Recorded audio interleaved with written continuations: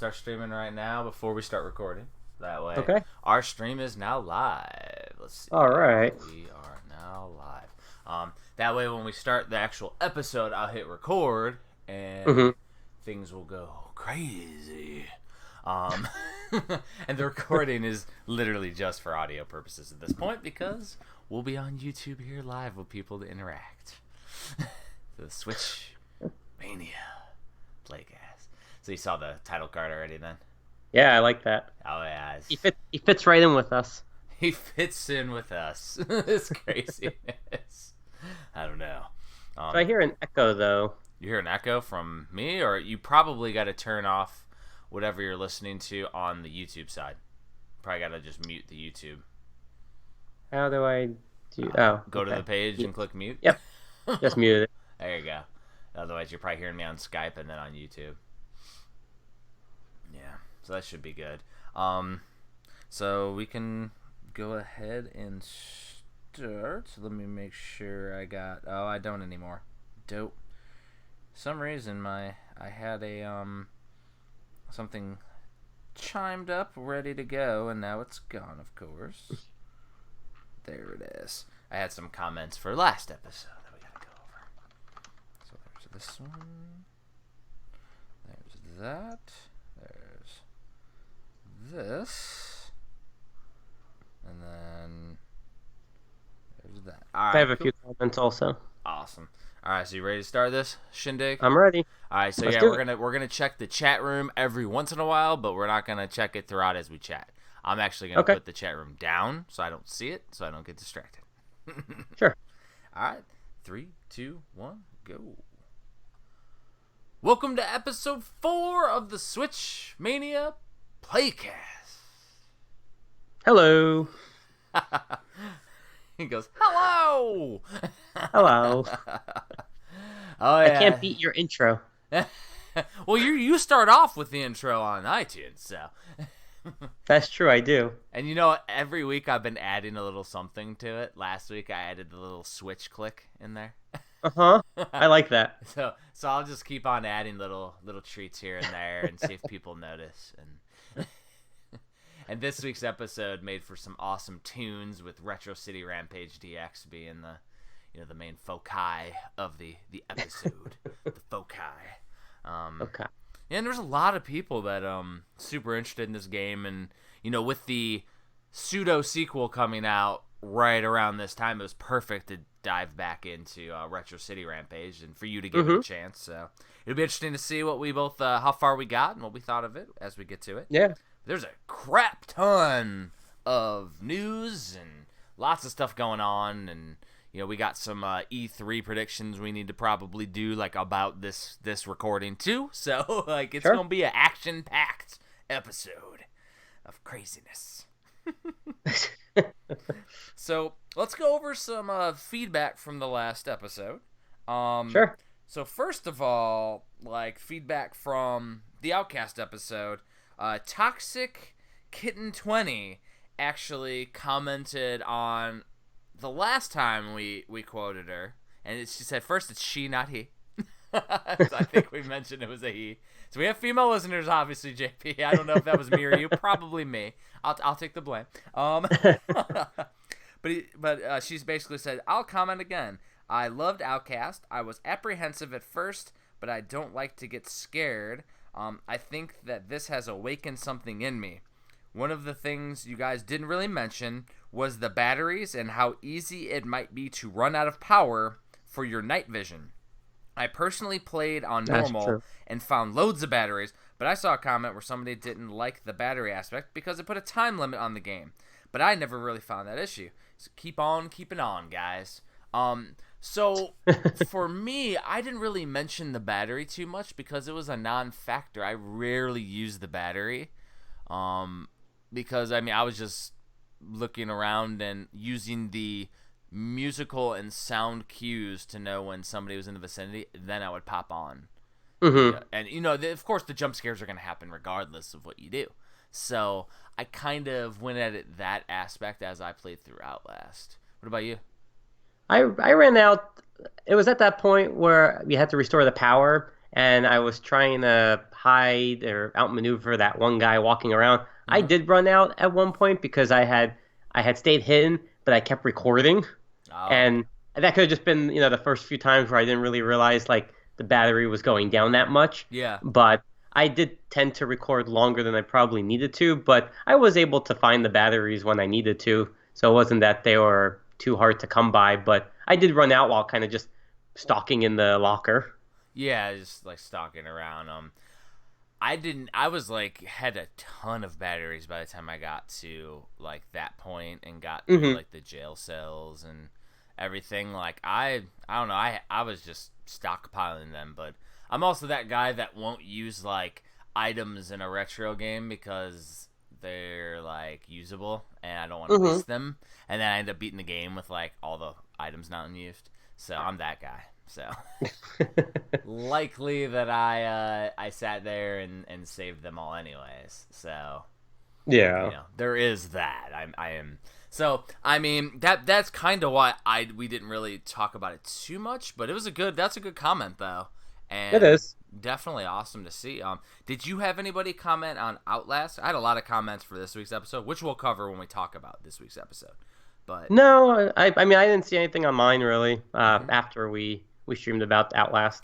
Now there were a lot of comments about Fox and Forest and all that Yeah. craziness because we had the contest going on with the creators, Hmm. and basically I was with JP's Switchmania as well and giving away a copy of the game. People were how many comments and likes were we up to?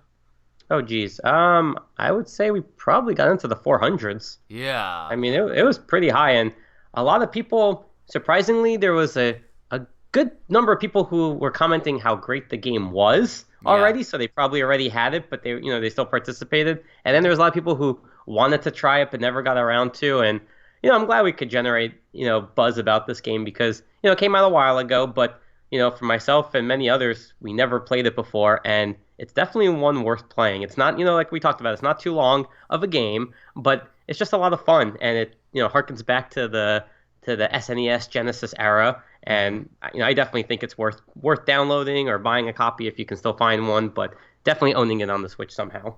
And I think that's the coolest part about what we're doing is we're not necessarily covering all of the latest trends every week. Sometimes we harken back to some older stuff. Sometimes we harken back to an actual limited release that's come out. Hmm. So we're getting an aspect from everywhere, and Hmm. especially like which was really awesome with Fox and Force with bonus level being interactive with us is that we were able to like connect on a different level and get more people involved and interested in the game, which is cool because if we can reach a couple people, I mean, and more people get enjoyment out of what somebody as passionate as bonus level is doing, I mean, Hmm. it's a win for everybody.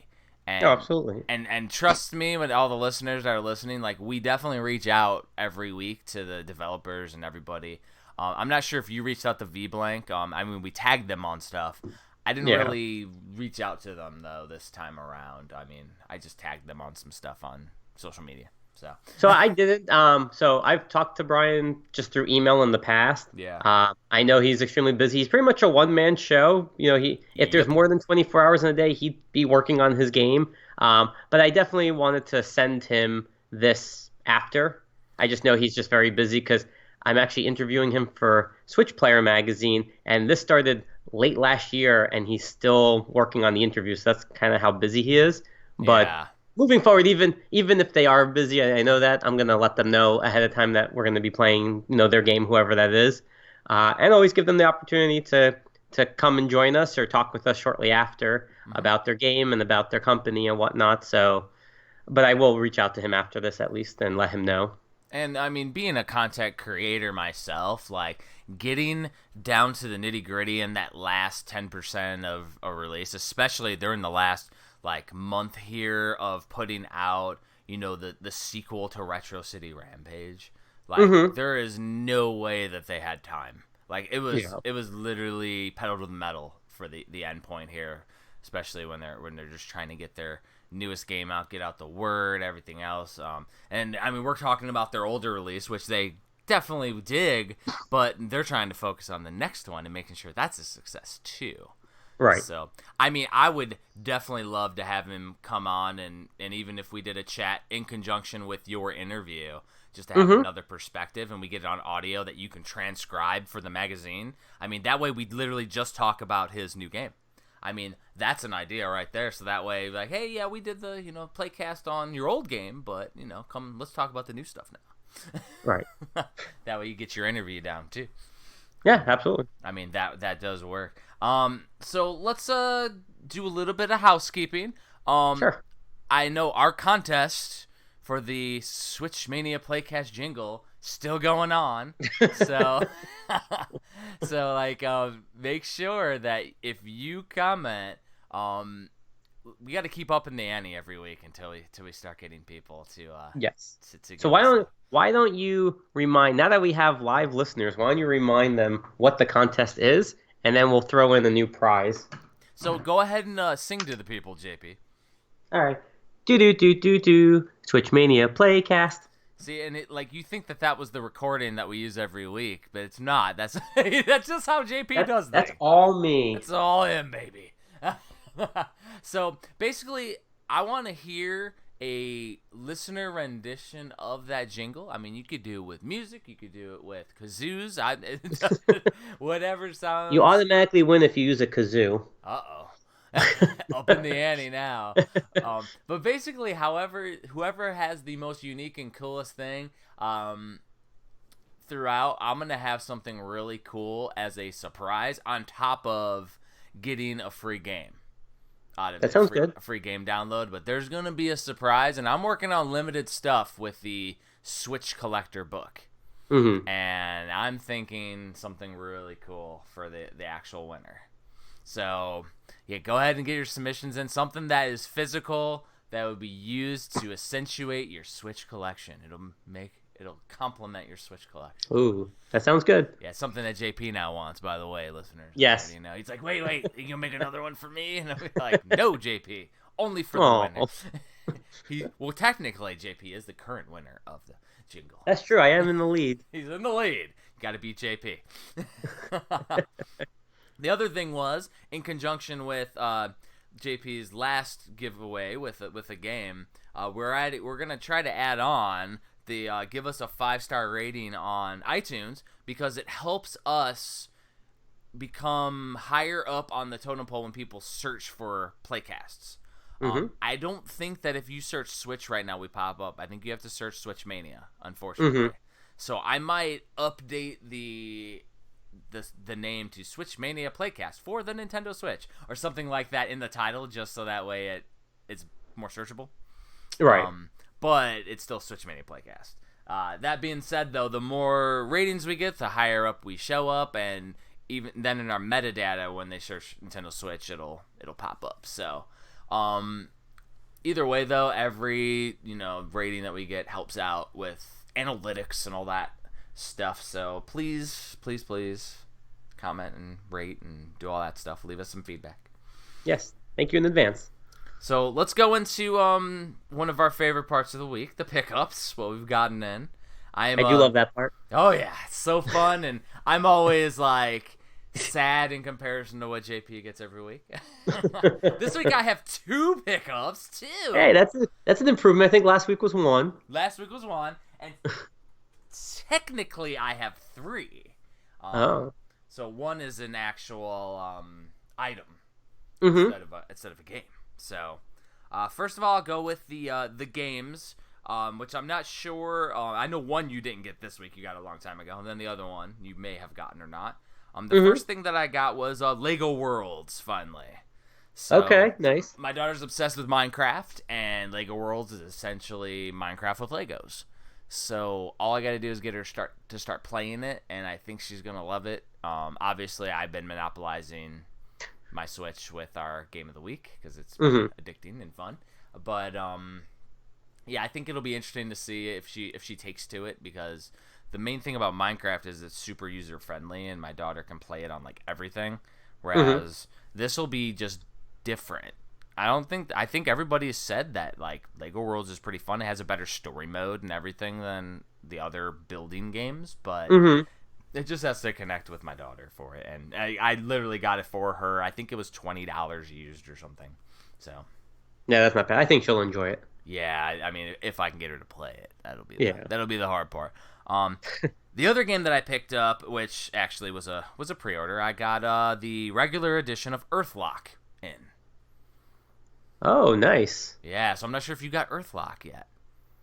You'll find out when I share what I got. Yeah, and now I know if you got it, you got the limited edition. Possibly. But yeah, I got the regular edition. I didn't go crazy with it. Mm-hmm. 'Cause I think it was pretty That's a great expensive release. for the limited. So Did you know that there's a second one in the works? yep. See, I didn't know. And then in the collector's edition, on the back of the comic books, it says Earthlock 2. So I'm really hoping that their partnership continues, and whenever that game gets made, we're getting a physical for that. Well, my only thing is hopefully for all of you that did get the limited edition, the collector's edition, hopefully it's the same size and like goes together. Yeah, that would be nice. I mean, that's my main reason why I'm not drawn to all the limited edition runs unless it hits like a nostalgia itch, kind of like Bloodstained did with the Konami NES boxes and stuff. Mm-hmm. And Iconicast with the or Class with the Super Nintendo box.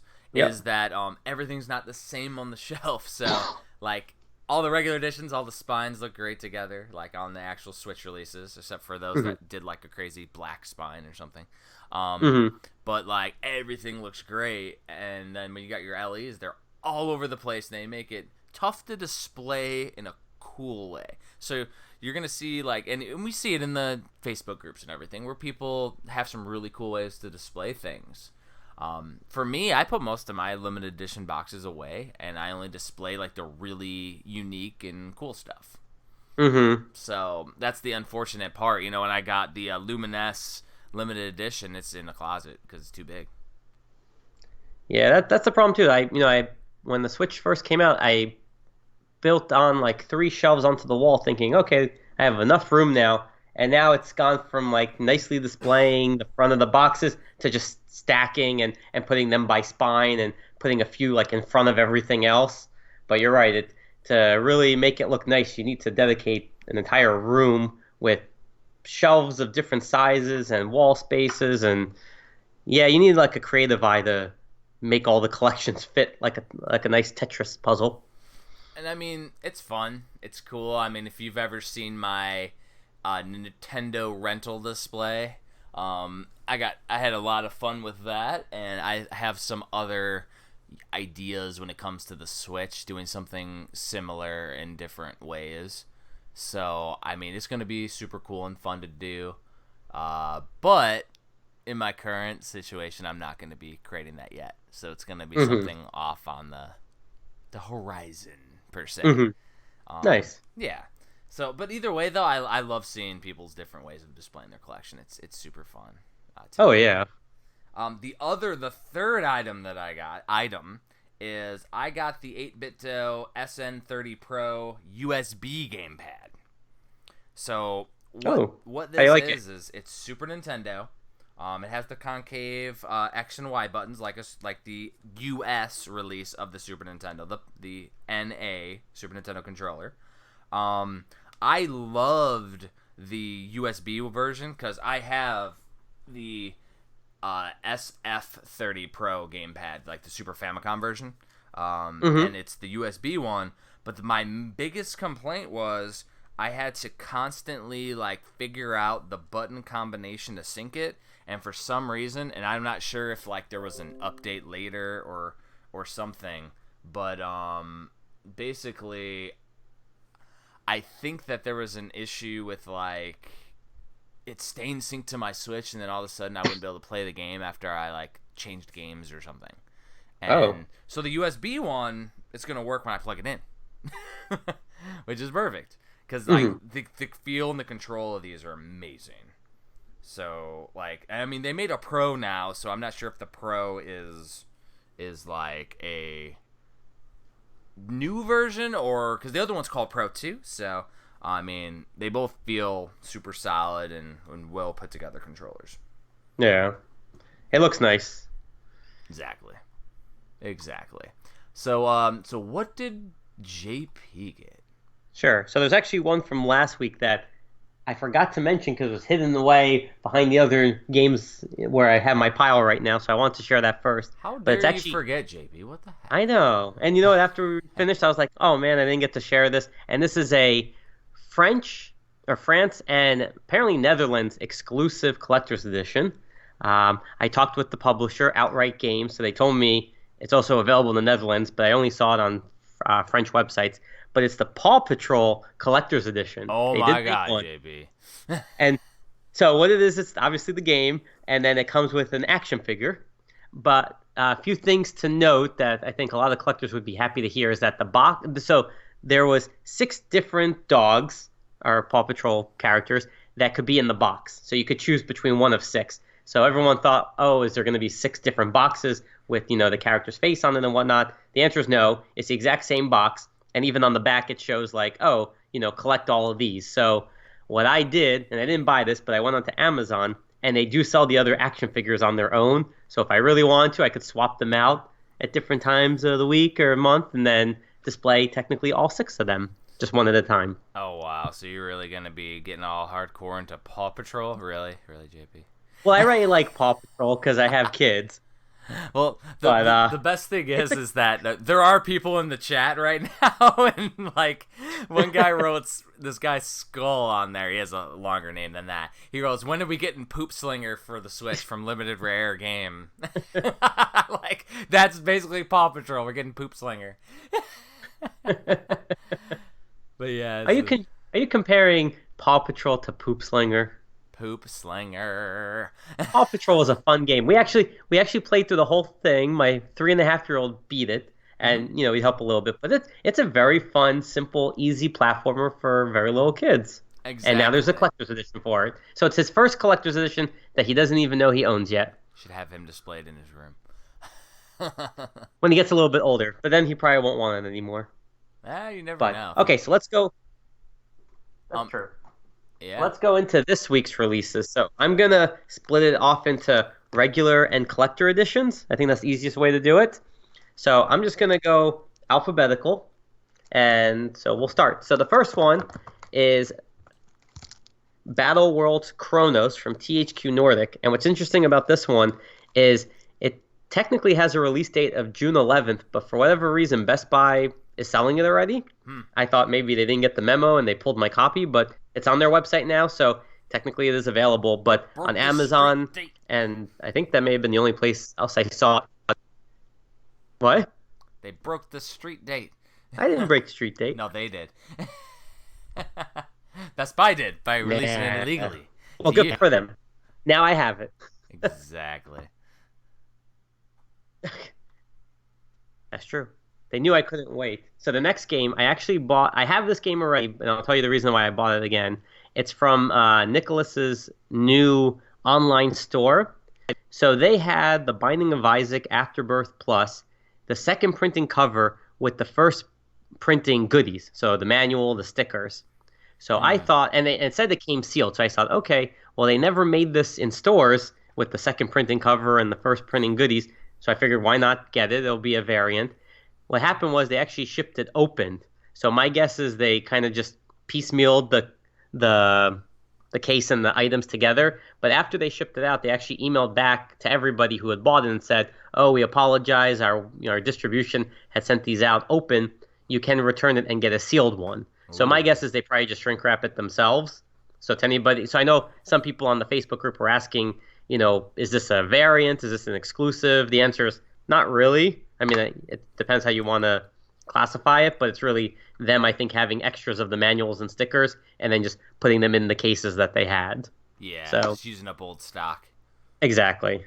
I completely get that. So the next one I got is actually a brand new game from Nicholas. I think I'm pronouncing them right. Maybe I'm wrong. I call them Nicholas. It's Crystal. But I'm going to call it Nicholas. Yeah. It sounds fancier. Yeah, instead of a name like Nicholas. Yeah. Saint Nicholas, the releaser of video games, Santa in December. Well, they are giving goodies, so I got Crystal Crisis, which is another really cool release of theirs. You know, they Yeah, had it's like Blade one of Strangers. those. Yeah, it's one of those like collaborative games where they have multiple characters from Yeah, games that they've published, and yeah, we were mentioning Blade Strangers. Strangers. Yeah, which Yep. I didn't end up getting yet, but because there was like so many variant covers, I didn't know which one I wanted, and I just didn't pull the trigger. You mean you don't buy all three? No, I don't have that sickness. Well, this one's cool because it actually has Astro Boy in it, and I Nice think that's awesome. So it looks like I haven't played it yet. I've had friends who are getting addicted to it, so it sounds like it's a good game. puzzle. It looks a little reminiscent of Super Puzzle Fighter 2. Mm-hmm. Yep, that's what it looks like. It looks like a Yeah. puzzle-based game with characters and like that, or Tetris Attack for the Super Nintendo. Yep. Yeah, it says match colors to win, unleash special attacks, multiplayer mayhem. 20 playable characters, branching story modes, many ways to play. And it comes in a big box with a free puzzle cube inside. Huh. And that's what I like about their releases. They always give you something, but this is actually the first one in terms of a big box. Normally the other ones can just fit in the regular case. Yeah, and I know Nicalis is like the one publisher that I was like until Blade Strangers, like that's the one that I didn't get, but I was getting like all of their releases because they did like Tiny Barbarian Yep. DX, which was awesome. And they had like a ton of different like the Oh Binding yeah. of Isaac, and all their stuff has like the treats inside, and I would take the sticker off of the cellophane and put it on the back over the barcode, and Same. yep. Yep. I did that too. I tried to. But you know what was nice about the Binding of Isaac from their store is they actually put that sticker that was on the front of the first printing, and they had it unpeeled on like a sticker sheet that they put inside the case, which I Nice. thought was a nice touch to it. So I don't know if that's something that they would do with their other releases, because I don't know if they're shrink wrapping them themselves. But I like that because a lot of times you may rip the sticker by accident, and it's nice to kind of have it. It's like super rare games. They give you a sticker that's on the sheet still, and I think that's good. Oh, it's absolutely Okay. cool when they do little treats like that. Yeah. So the next release is from Merge Games and Curve Digital, and it's For the King, roguelike tabletop adventure. So I'm gonna cut to my limited really quick, but I also got the signature edition UK online store exclusive of this game. So in a big box with additional goodies. But in the US, we got just the regular edition So in store. for me, just seeing that it's a roguelike like is almost a turnoff for me because I'm not a huge roguelike fan. To me, that's this generation's trendy game genre. Like Roguelike? yeah, roguelike games, and Hmm. I just don't like losing a majority of my progression when I have to restart because something happened and I died instead Right. of like. But then again, old school games you had to start from zero with nothing. So Right. I get it, and there's certain games that do it right, and they call them rogue light, and I like those where it's like a little bit of rogue, but not completely. I mean, it's games like Dark Souls that really popularized it. Yeah. It's true. Okay, so next up, this game just came out yesterday. I got it in the mail today, but it's from PM Studios and Fly High Works and Actil, and it's the Opus Collection, The Day We Found Earth, plus Rocket of Whispers. Nice. And it looks really cool. It looks different than their previous releases of just purely musical tracks and kind of like rhythm based.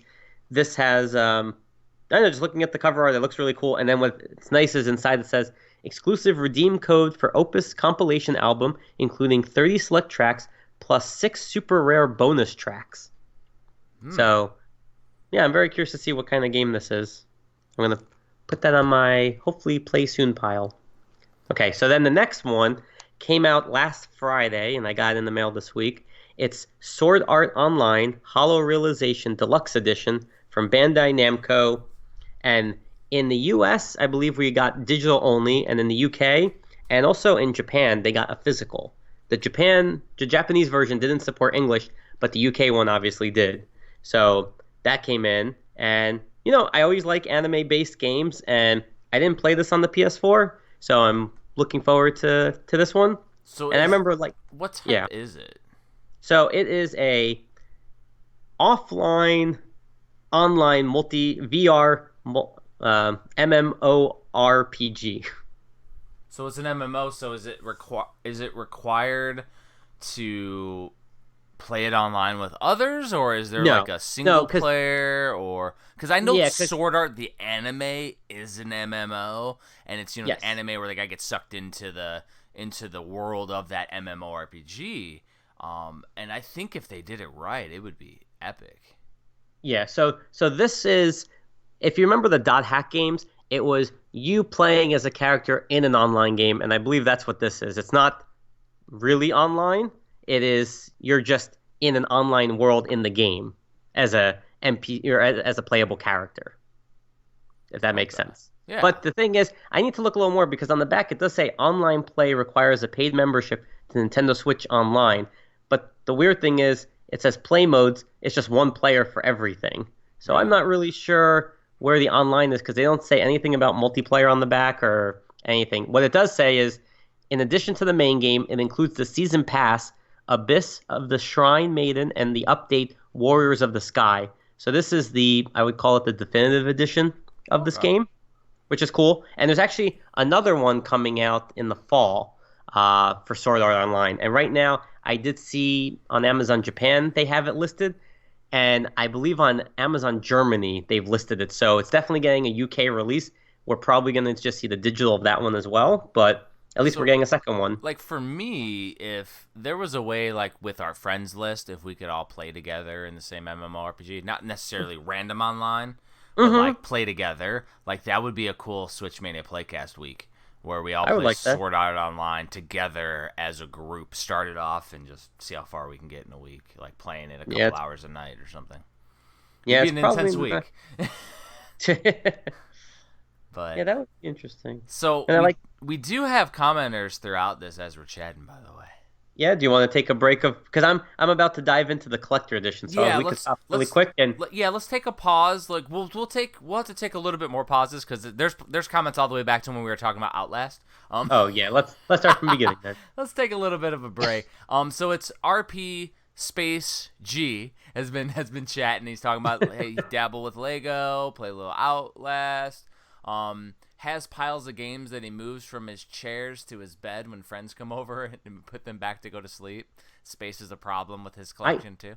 I can relate to that because what I do now is all my new releases go pretty much in the dining room on the floor because I keep track of them now when we have our weekly playcast, but also at the end of the month, a lot of the Switch Core members will take a monthly picture of what they got. So I put all of that to the side and then but same thing, we have people come over and I have to start rearranging everything and Yeah. it's become like a little headquarters central here of just Switch stuff. And then they were talking about THQ released a lot of low-priced games lately, which is pretty awesome. Yeah, Like I like that. that's They're all really around cool. $30, which is very, very reasonable. And they have new ones coming out. So like the Red Faction Remastered Edition is coming from them. Hmm. I think they're doing great with the system. Exactly, and so then they were saying RP Space G was saying Nai Kalis or something like that is how he says it. And then Nice. EJ Fanatic Okay. came in and is chatting. You know who she is? Mm-hmm. And said she said excited for both The King and Opus. Picked up the first, but still need to snag the second. Mm-hmm. Let's see. RPG found himself with a bunch of merged games. Never knew who they were before, but Yonder, Moonlighter, Coma, Candle, Dead Cells. Yeah. I completely agree with him. Like until the Switch came out, I don't think I've ever had a game with their name on it. And as soon as they started releasing theirs, I go into GameStop and I start seeing them on other consoles. I was like, oh, they've existed before. But yeah, Yeah. Merge was brand new to me, and they've released so many great titles, and they have their I guess it's their publishing line of signature edition games, and that's where the online exclusive collector editions come out. But they're doing a great job with that. And side note is that when they first started doing collector editions, they were numbering them, and they were in, for the most part, smaller boxes. And Hmm. then I would say after the fifth or sixth numbered release, they stopped it. They went online. They pretty much said that I think people didn't enjoy that it was numbered, and they don't want to make people feel they have to get every single one. But what they did is they also changed their packaging from these smaller size boxes to these big size boxes, and they've kind of standardized now. So every release is the exact same box. You open it up, it has the same kind of format to the items inside and how they're displayed. And I really like that. I like that uniform look. But I think they're doing a great job with their collector editions, and they're all reasonably priced at around $50. Yep. And the game on its own normally goes for anywhere from 30 to 40. So for just a little bit more, you get a CD, you get a certificate of authenticity, pins, art book, something like that. So I definitely think they have a good standard for how they do their releases. Did they go back and release some of their older releases in that standardized format, or will they plan on No, doing they kept that? it in the same one, but they did re-release those because they had been out of stock for a while. So like Dead Cells, Candle, Yeah. were out of stock for a while, and then their website had them available again. But it's still just the same, like smaller size packaging with Come the numbers on, inside. Merge, get with it. Give us the same standardized No, format. please don't repackage it. Ha ha ha! JP will go crazy. Yeah. Yeah, they're still going through. So let's go over to the There's still a What? lot more comments, but it's still on the same level Yeah. that we've been talking about. Sure. Talking about Sword Art Online, and EJ Fanatic said that she rewatched it recently, so it's pretty cool. I need to watch that series now. She's making me want to jump into that. I read it, the manga, Okay. and then I only watched like a little bit of the first season, and then the second season is like a different MMO, but it's still the same characters. So I need to like just probably start it over and watch them again, and it's a fun watch anyways. So still cool. Nice. So I'm gonna put away the comments, and we'll check Sure. back here after JP gets through with the LEs. There, everybody. All right, so everybody here we go for the listening collector online. editions. The first one is you mentioned before, but I absolutely love it. It's the Bloodstained Curse of the Moon Classic Oh, Edition. I haven't gotten mine yet. Damn it. It is so well done. I mean, it could just pass for an NES game. I mean, it's just amazing. I've said this before, and I posted I'll it be last week when judging they for came that. in. But Limited Run Games just really knows how to do their homages. And I think I'm what saying did that you right. post to Limited Run and to ping their brains, and I agreed. What did you say to them? It's such a great. Yeah, No, I what love did, what this did one. what did you say to Limited Run Games this week, JP? Oh, I said that you really have to hand it to Josh and Doug and the whole team that they know how to do collector editions, and especially the ones that pay tribute to the older ones. Mm-hmm. So, like you said, the Iconoclast for the Super Nintendo box, you had Ukulele for the N64 box, you have Bloodstain for the NES box. They've even done like a Toe Jam and Earl Genesis case to promote the Switch game, but they get it pitch perfect. I mean, So it's just I think I'm doing a bad part trying to pull information out of your brain, JP. yeah. I'm talking about the tweet that you sent to Limited Run Games this week, where you said you need to release these NES Oh, yes, sleeves yes. on their own. And I said, because I didn't see your other post, and I said absolutely, I would love to get that for all the Run game releases, to have them in NES sleeves. That would be Well, amazing. Josh did respond, and he said that Yes, he they did. would look into that, and I really hope they do. I mean, just for the limited run, it's so manageable. I can't imagine they cost that much once they have the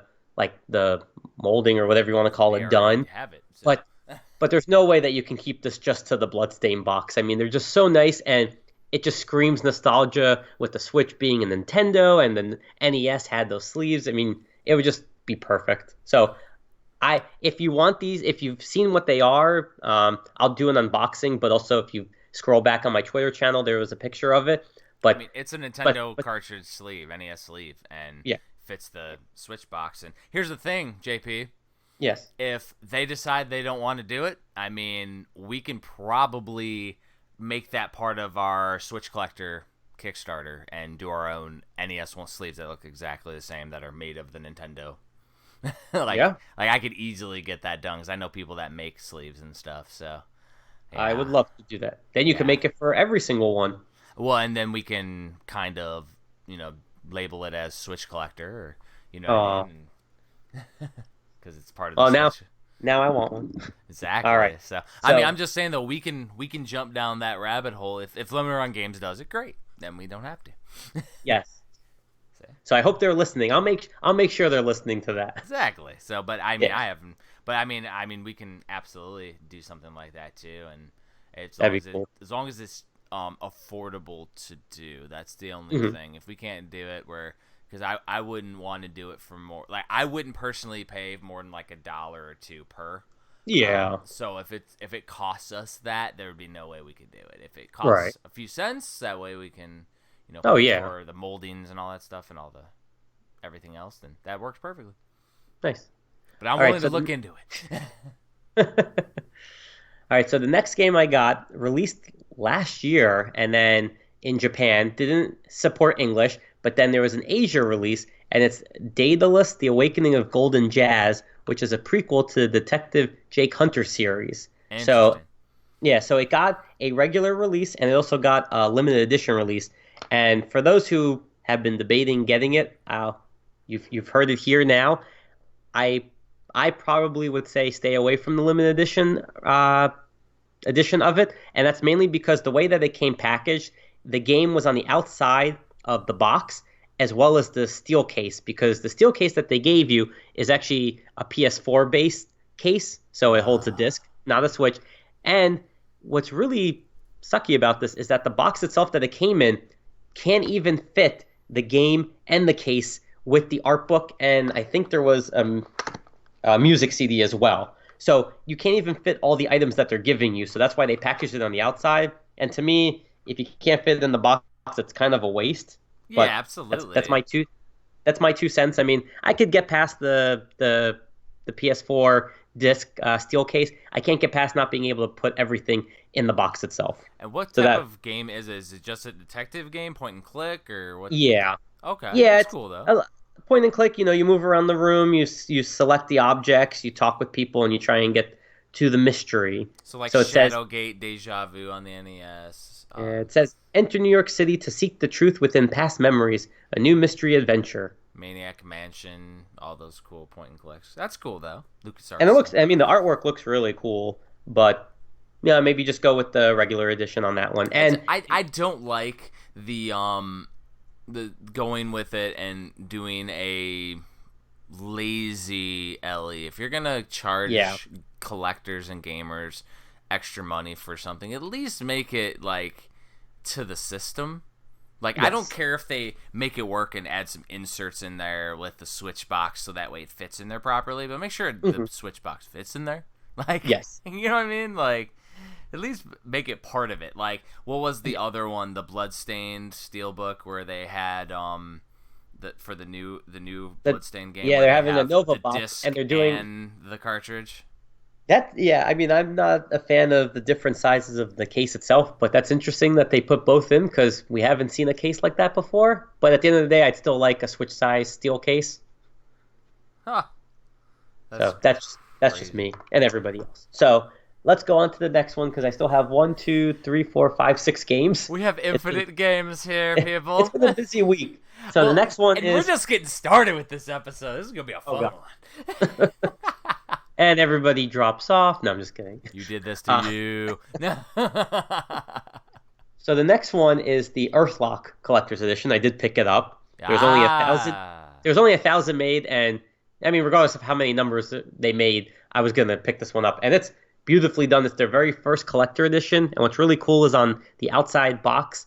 On the one side is number 16 for their 16th release, and then the other side is number 1 for their collector edition. Which So drives depending me on, nuts. yeah. Ah. But it's a really well done. It has a nice hardcover art book, 2 comics in it, a music CD. You get all 5 of their super rare games cards, so you don't have to buy multiple packs. And you get the game itself in a really, really nicely done box. So I liked it a lot. So the reason why I didn't pull the trigger on the collector's edition, the main thing was exactly what I talked about, is that mine aren't even on display. And now getting that would open up another can of worms where I'd be like, man, now I got to get all of them. But who's to say that the next collector's edition will have a art book? So Right. it'll probably be a different size because obviously this collector's edition fits the items. So Right. like I like when companies standardize. It's kind of what East Asia Soft's doing with theirs. They have the same style and releases. I like that. Me too.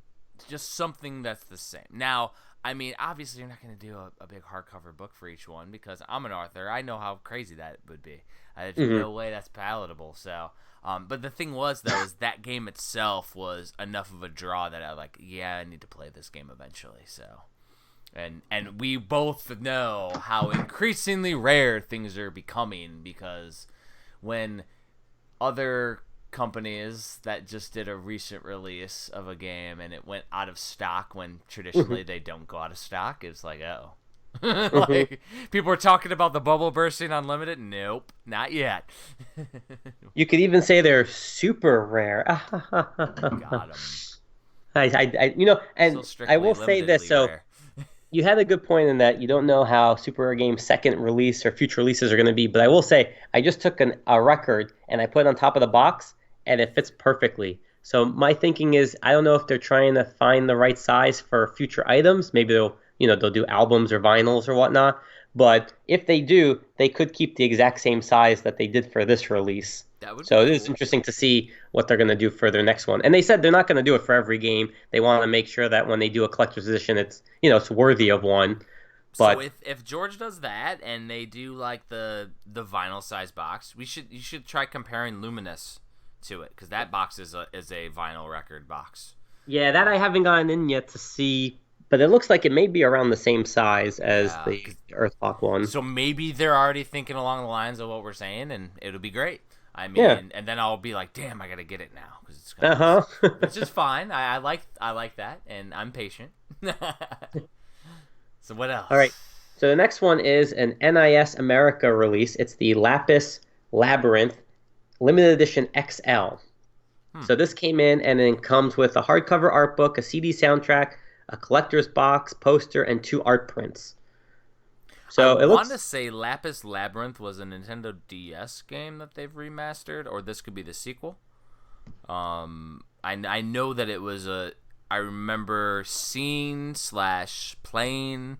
Is it isometric RPG? No. What type of game I'm looking is it? at it. It says stack, raid, get paid, and it looks more side-scrolling than Really? It looks side-scrolling. I might be thinking of something completely different then. That's crazy. Mm-hmm. So Lapis. But their releases also, their collector editions are also normally around the same size. I mean, I'm looking at this one versus the Atelier Lulua that just came out, and it is different packaging, but it's still around the same height. So they definitely also try and keep to a uniform size for the most part. They never really do anything too big except when they did the Disgaea 1. They did the SNK Frenzy, the fighting game. Those were like more wider boxes, not so much taller or bigger. But for the most part, this looks pretty similar to their other releases. So that's good. Well, all right, so the next one. So looking at Lapis, I don't know what I was thinking for the DS or whatever. Is from P-Cube. It's Our World Is Ended. So this is, I believe, more of a visual novel game. And we did a review for it, so if you want to learn more about this game, go to JP Switchmania, little plug there. We have our review up. But what's nice is it's technically a regular edition, but it's the day one edition, so it comes with an art book and a key ring. And yeah, it's P-Cube is just, to me, is just becoming synonymous with the Switch. P-Cube just keeps releasing these Japanese titles that you never would think would come over to the US. And I would say for the most part, all of their releases come to the US. There are, a number that are UK exclusive or Europe exclusive. So, for instance, they recently did the Guilty Gear, the 20th anniversary. And there's a few others. I think World End Syndrome is coming out, and I don't believe we're getting in the US. So sometimes it does stay exclusive over there. But they do bring a lot of titles over, and they're bringing the visual novels, they're bringing fighting games. I mean, they have a really good library growing. And they're also just great on Twitter. They're very responsive. They engage with us. And to me, that always adds a little bit something special when you're collecting, because it's easy to support companies that are bringing games that you never thought you'd get. Plus, they're nice to talk to. So Our World Is Ended. It's fun, and the interesting thing is that, that's like a spiritual successor or a sequel or something to The World Ends With You or whatever. No, this is completely different, I believe. Yeah, well, I mean, it's definitely a play on the same words, like same Yes. title almost. Our world has ended. The world ends with you. Like, Yeah. like you know what I mean? Like, if it's not a spiritual successor, then they're definitely going to cause some brand confusion because I was confused. Yeah, I think some people thought this says, "What if the game world became reality?" Now, is Hmm. this an RPG? No, visual novel. Visual novel. I Interesting. believe. Okay, cool. It sounds I believe cool. so. I mean, I'm probably eventually gonna pull the trigger on it. You know, like all the non-definitives, right? Probably eventually. Hmm. But I mean, the thing is though, as I saw it, it looked pretty cool. I assumed it was a sequel to that game that was just had a release on the Switch. Hmm. So it's going to be interesting as the market gets more and more packed with releases to see like what stands out and what, because of something like that, just simply getting confused on the association, or what becomes like a hidden gem. Yeah. Oh, exactly. And P Cube, you go to stores, you do not see a lot on the shelves. A lot of times when I pre-order, that copy and maybe one other is what comes in. So P Exactly. Cube is definitely. I mean, I don't want to call them an indie publisher, but they don't get, they don't have rows and rows of their games on the shelf. So if if it's something that looks interesting, I would highly recommend picking up before they become harder to get. Yeah, But exactly. You don't want to have to like hunt them down and yeah, overpay on eBay or something, especially when people realize that it's limited. yeah. So the next two, so actually, yeah. So the next two were signature edition games. So I mentioned the first one, which was For the King. So I got their collector edition of that. Yep. And then the other one is the regular edition didn't even come out in the US. It's staying in the UK. It's Vaporum. It's a steampunk dungeon crawler. Ooh, It looks really cool. From what I can tell, it's first person, and I could be wrong, but that's what it looks like. less And excited. yeah. I mean, that's what all the pictures look like. It looks like you're looking through the eyes of the character. But we didn't Some of even get those a games release. can be done well though. Some of those games Yeah. can be. And this is by Cypronia and Merge Games. But it Really looks really interesting cool. that they're not bringing it to the West, but Yeah, you know what? They've done that a few times with Merge. They haven't brought everything over, but the majority of their library we have seen. But this is just one that is staying across the pond. So if you want to get it, Amazon UK. If you want to go with the signature edition, just get it right from their website. I think this was $50 plus shipping. So again, it's not a bad price for a collector edition. But yeah, we're not getting it in the US physically. that's just And sad then though. yeah, that's gonna be one whole episode. We're gonna talk about that one day. Okay, so the very last one I got, Dum dum it just came in. dum. Yeah, this is the. I think this. I'm looking. This is actually, yeah, maybe tied for the tallest box with Earthlock. Not as wide though, but it's the Psycheo Collection, Volume 3, Limited Edition. So what this is if you've been following or collecting volumes 1 and 2, they're all shoot 'em ups. They've been 4 games on the cartridge, Mm-hmm. and pretty much what it is with every release, it's kind of the sequel of that next game for the most part. So like Strikers, they have Zero Gunner 2, and then they always have like a game that maybe didn't have a sequel, but this one is Dun Barrack, and Is there's this the one called one with the anime girl with the big boobs on the side? Yes. Yeah, so with that, they gave you a mouse pad with big boobs, and I don't know why Japan loves these so much because this is now the third mouse pad I have.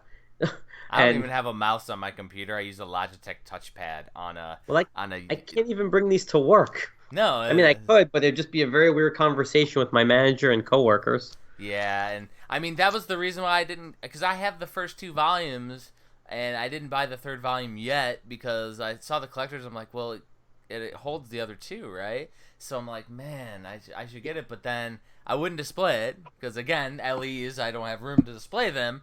And number Yeah. two is it's like, well, yeah, I But mean, here's the interesting thing. If it wasn't for the mouse pad, you would not need this big of a box because everything else, they have an art book and it's like a little digest size. You have the box that holds the other 2 games, so you can hold all 3. That's not that big. But you also had reversible covers. They gave you 2 of them, and then on each side was one of the 4 games, which I thought was interesting. pretty cool. And they've done this. So in Asia, there have been stores that sold them those alternate covers with the first two releases as well. So you had two covers with one game on each side for the other releases, and then this one, same thing. But this concludes the trilogy. But what's interesting is that in Japan, they're now going to be getting this collection, but they're going to be doing it a little bit differently because instead of doing 3 volumes with 4 games each, they're doing 2 volumes with 6 games each. And it's the same 12 games total, but they're just kind of reducing the number of releases. So those are coming, I think in July and August. So if you didn't pick them up, you're going to have to double dip because it'll be different. Yeah, maybe.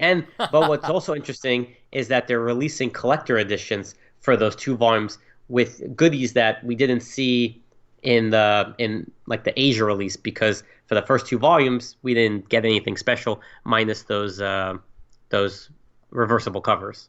So yeah, JP says maybe. Yeah, right. All right, they're pre-ordered already. They're already pre-ordered, exactly. You got a sickness, and the only cure for that sickness is more Switch games. More Switch games. I hope Nintendo's listening. More Switch games. I think that they don't need to listen. They're already doing it. Third parties keeping them afloat. And that's everything that's coming as of today, and there's still more games coming out that I'll get to share next week. Oh yeah, it's crazy. So before we get to the next section, we got a lot of different comments. Talking about limited editions and basically EJ Fanatic, she's saying that she's very super picky about her collector's editions. They're talking about their favorite ones in the chat, and they really like the Octopath Traveler one. Yep. And that one had the whole diorama and everything. I actually regret that I didn't pick it up because every time I came across it, like in the wild, it wasn't mint, so I never picked it up.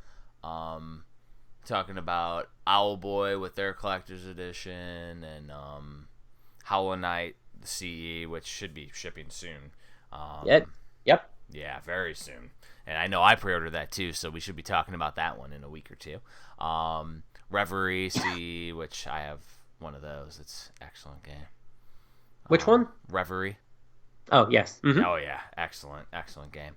And now the thing is, with all of mine, when I get my collector's editions, I open every single one up and take the Switch case out and put that with my Switch games and put the carts with my carts. Because I have my carts in the treasure box, which is going to be available with the damn Switch collector. So I'm thinking about, I'm like, man, how could we display or make something really cool for like collector's editions? We could create some, because I have and I need to post some pictures of it. I already shipped out the Hagen's Alley Entertainment collector paperback book collector boxes, and they're giant boxes that will fit every paperback book that I do for the next like 10 years. They're huge, and they're all labeled with Hagen's Alley and all that. And I did a wooden colored one for all the backers, and then I have a black one for me that I used as my demo one. I think the wooden ones looked really cool for the paperback release, but I'm like, man, there could be some Switch collector aspect to that would be pretty cool. I don't know. Okay. I don't know. It's interesting. My gears are always turning with cool ways to display things, and if I can make something that's palatable, for the collector's editions though, it would have to be something crazy, like, I don't know, like a giant ass treasure chest to hold everything, which that's just not feasible to ship. You gotta come and pick it up from me. That'd be hilarious. So, what's new in the last week, JP, that's been available to pre-order? There's been a shit ton. Again. Yeah. There's been a ton. So I'm going to read off a few. I wrote them down here. Been beating us down with all these releases. I try and keep up. I mean, the most immediate one is going to be tomorrow. So this is Thursday from Play Asia. It's East Asia Soft's release number 9 for the Switch, and it's Ghost 1.0 plus Unepic Collection. Hell so 2 games. That's so good. I'm so happy that they're releasing that as a double pack. And it's 2 games, 1 cart, as they said. There's going to be 2,000 copies of the regular edition, 2,000 copies of the collector edition, and I think it's either $30 or $40, so it's nothing, or 40 and 50, but either way, I mean, it's nothing crazy. But yeah, it's going to go live at 11 a.m. Eastern time And So whatever that both correlates to your Metroidvania time. games, which is awesome. It'd be a fun way to get both games physically. And this Yes. is the second time they've done a dual pack for their LEs. Yeah, they've held well. The Onikin and Odalus, I think, is actually two cases in the collection. Yeah, I think it is too.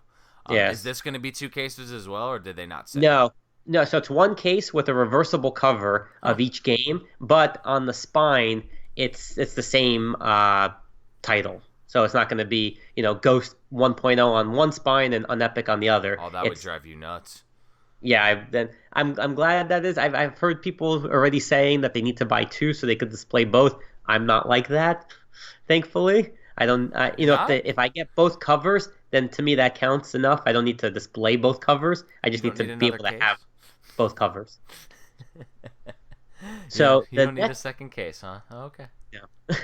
I know, right? For as crazy a collector as I am, I have rules. So the next game that got announced is coming from Limited Run Games next Friday. Yep. It's Momodora Reverie Under the Moonlight, and it's a 2D side-scrolling platformer with Metroidvania elements to it. Yeah. What's Damn it. interesting though is this is actually the fourth game in the series that began in 2010. So we're getting the fourth one. I don't know how much you need to know. I don't know if they kind of give you a summary, if they're sequels to each other or kind of just in the same universe. But I will say, if you want to learn more about this game, we just did a review on it on jpswitchmania.com. So you can check it out. Our reviewer liked the game a lot, so it looks to be a lot of fun. It's very pixelated. But it's going to be, as of right now, it looks to be just a regular edition, unless they're going to announce a collector's, within the next week. But on their website, they've already posted the page for it, and it's just and right now it's just a regular. So it's It looked to open be just pre-orders. regular, yeah.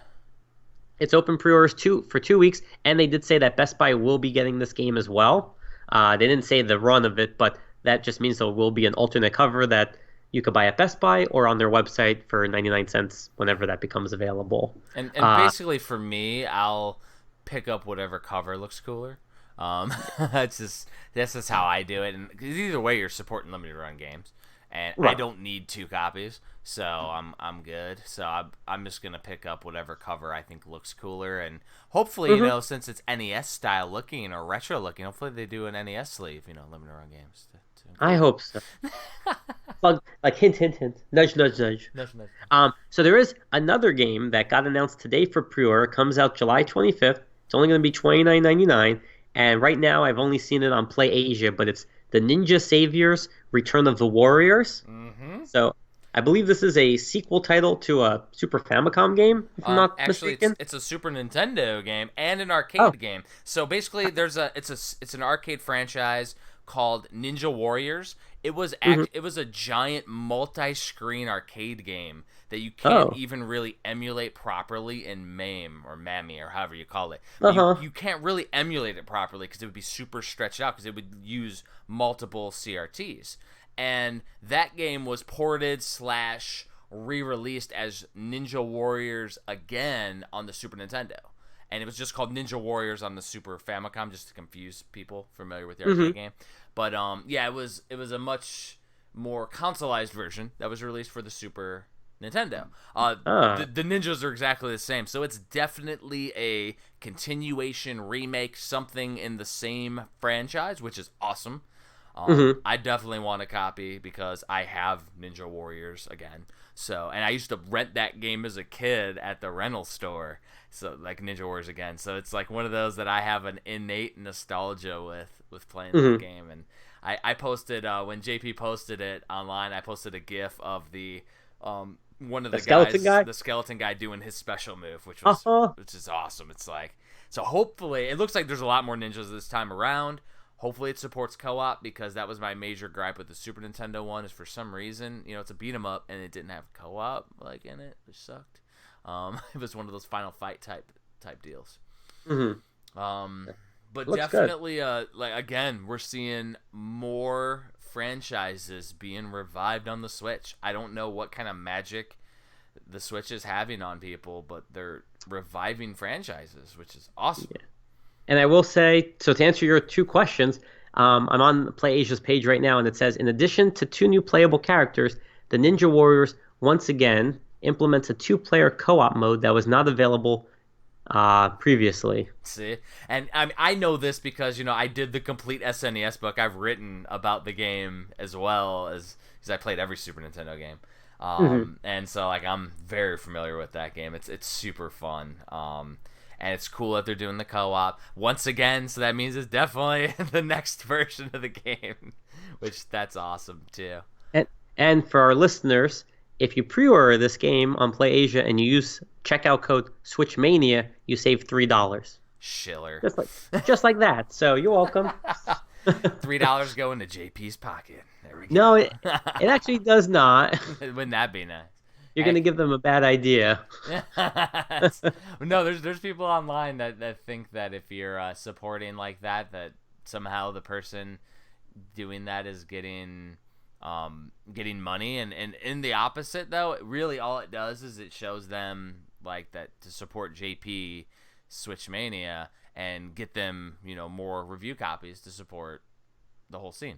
So I mean all it does is it just shows that you support what he's doing. Oh yeah, that's it. And Play Asia is a great company. And I will say this. I mean, we knew about this one already, but 99 Vidas came out this past weekend from Strictly Limited Games, and I just want to kind of let people know that was a fun one.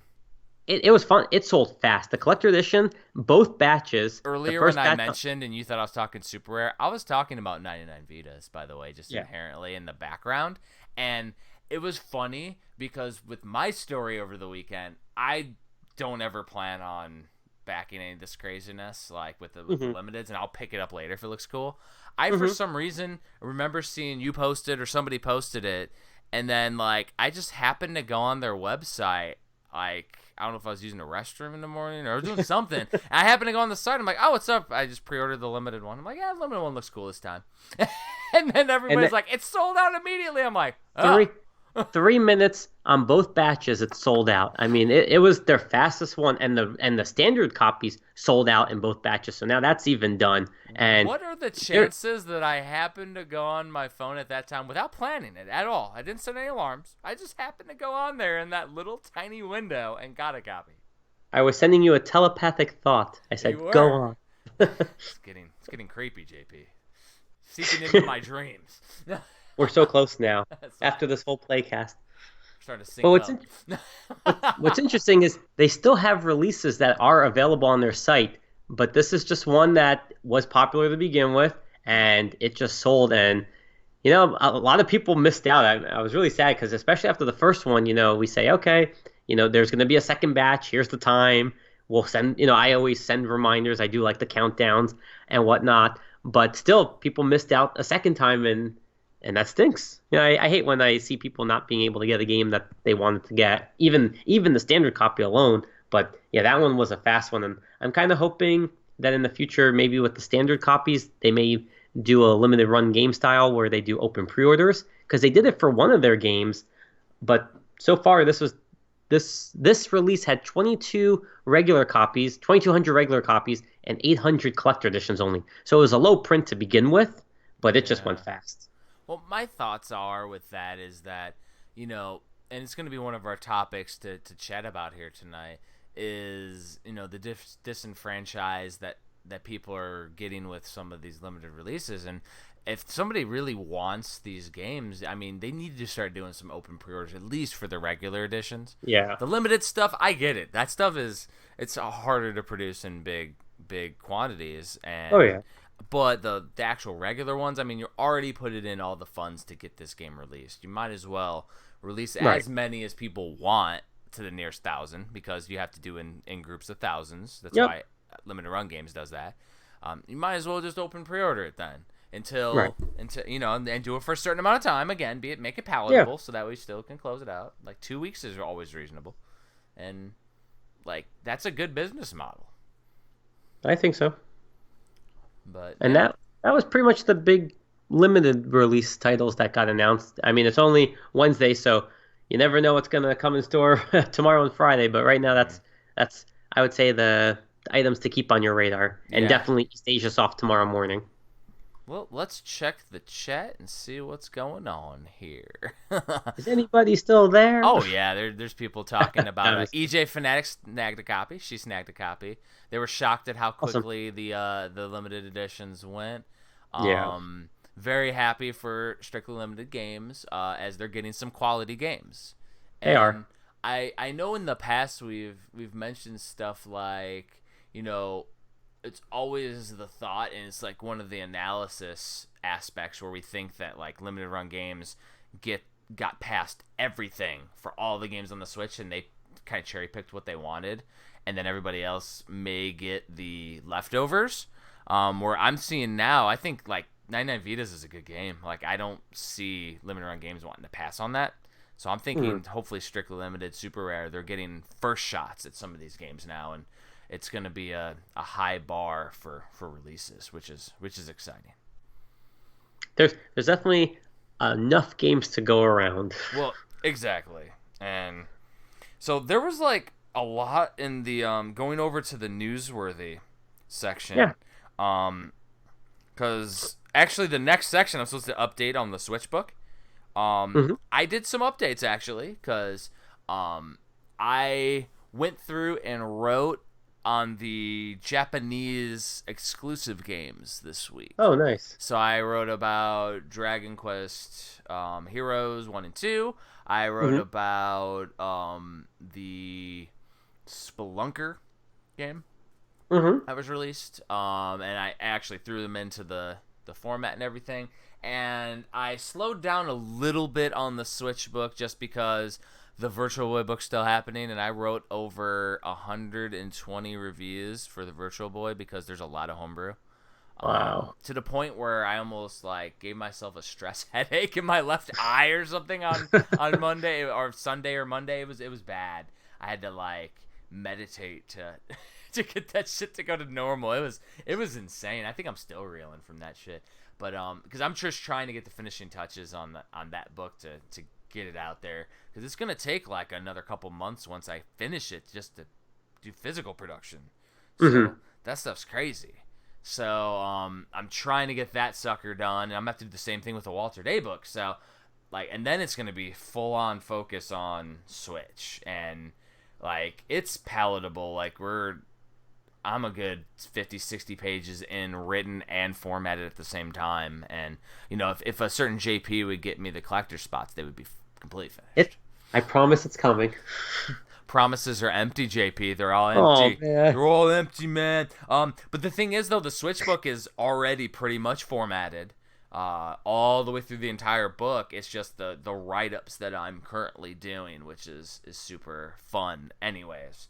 And Mm. of course, playing games like this week's game is going to give me a really awesome write-up for Retro City Rampage. So Hmm. I mean, this episode is going to go into the book. So that's the really cool thing. So most of my picks, until you know the book's out, are going to be focused around that first year of the Switch. Plus, so many games that we've gotten that we need to play. So it's a It's win-win. true. And it's not just physical, obviously, as you're going to see probably with JP's hint pick, is we don't always just do physical releases. We're going to play all types of games for the Switch because we love the Switch. Well, now I will say that my pick will not be a first year game, but moving forward, I promise It for the doesn't have to foreseeable be a future. first. Doesn't have to be a first No, year but from that's a good you. idea. There's so many games that the earlier ones may start getting overlooked and even hard to find on the eShop that it's a good idea to stick to the first year while we're working on the book. So I will Yeah. start looking at that library from way back when to find some good games that seem interesting to play. And if something like we need to cover, some kind of AAA like Mario Maker, like we'll do an episode on that too, of course. Right. But it'd have to be something big to pull us away. So newsworthy, okay? Sure. So a couple things that I saw. First of all, we already mentioned the burnout on the limited games model. So I saw the tweet from one of the limited run games members, Douglas, posted that he's like, man, another release or something like that, and you could see he was like a little bit burnt out on the whole everybody releasing limited run stuff. And then a couple YouTubers picked that up and did videos on it. I don't know if you saw like any of the video responses. Yeah, I saw one. I mean, I saw Yeah. one get posted, but Uh-huh. yeah. So, I mean, my thoughts on that is, those that are very innately familiar and, very in with that group. So the guys that are publishing the games with limited Mhm. companies, like Limited Run Games, they're passionate about what they're doing, and they're worried that as people keep releasing games, that eventually the bubble will burst. Mhm. Um, I have a thought on that, but what are your thoughts on the burnout in the community if that would happen? I mean, because we just talked Yes. about it, like Strictly Limited's game just went like the fastest sell that they've had. Super Rare games are selling out faster and faster, and some of their previous releases are becoming super rare and becoming like extremely like sought after. Right. So, I mean, so what are your thoughts on this before I go Yeah. into my thoughts? Sure. So there's two schools of thought that I have with limited publishers. One is the collector aspect. Yep. You're going for a complete collection and you go, okay, you have your retail releases, they could be manageable minus these last 2 weeks. And then you have the limited publishers. And when it first started, we knew Limited Run Games was going to be doing Switch when they announced it. And Yep. then Super Rares came. Then East Asia Soft came. Then you had Strictly Limited, Special Reserve.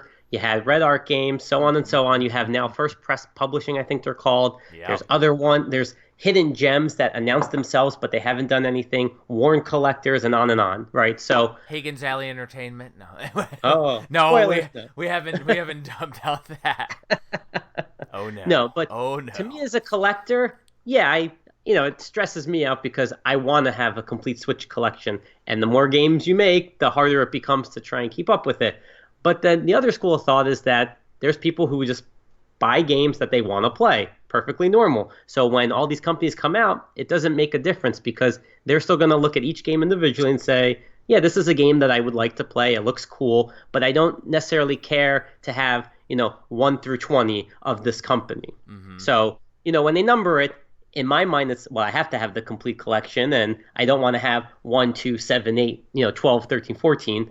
But at the same time, so yeah, I don't want to jump around too much in my thoughts, but they're just everywhere. So you have those two schools of thought. But then the other flip side is you're the developer and you made this game and you want people to play it, right? So you have it on the eShop, you got it through either on your own or with a publisher, and your game is there. But now you want to preserve it. And maybe company A can't do it because of their schedule or it's not a game that they want to have in their library. Company B doesn't want to, and company C does. So they release it. As a developer, you don't have 20 games out physically. You have this one game, and it's Yep. not. I don't want to blame the developer because it's like, oh, another game is coming out physically. No, to To me, me, it you are hitting the nail on the yeah, head. Like, and I in all reality, like, these companies aren't necessarily, they're just unproven, some of the newer ones. But, yes, like, this model isn't necessarily limited because it's quote unquote they're trying to make it collectible. It is going to be collectible somewhat because of the demand currently, hmm but it's limited because of the size of the companies.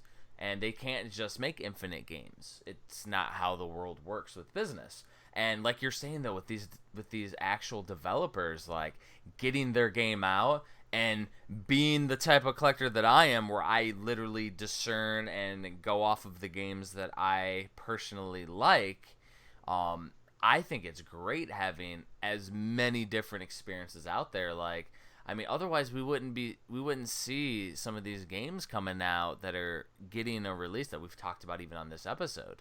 right, Because limited run games can't release at all.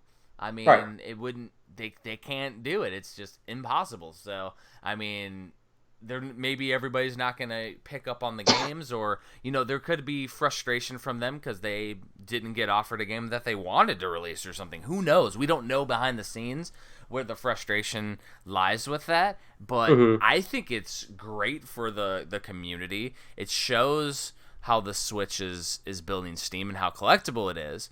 oh yeah, Now, that being said, it could get to the point where some of these smaller startup companies aren't going to be able to do this forever if the proverbial bubble bursts and it's not rabid like it currently is. Right. Right now, everything's crazy and people are excited. If it somehow turns and it becomes like we start seeing crazy shovelware games getting limited releases, like when we saw the comment, Poop Slinger, like that's just literally it. Is that there's people out there that still think that a lot of these games that are getting limited releases are shovelware or not worthy of a physical release. I argue that because I think at least a lot of the games that I've gotten have all been excellent.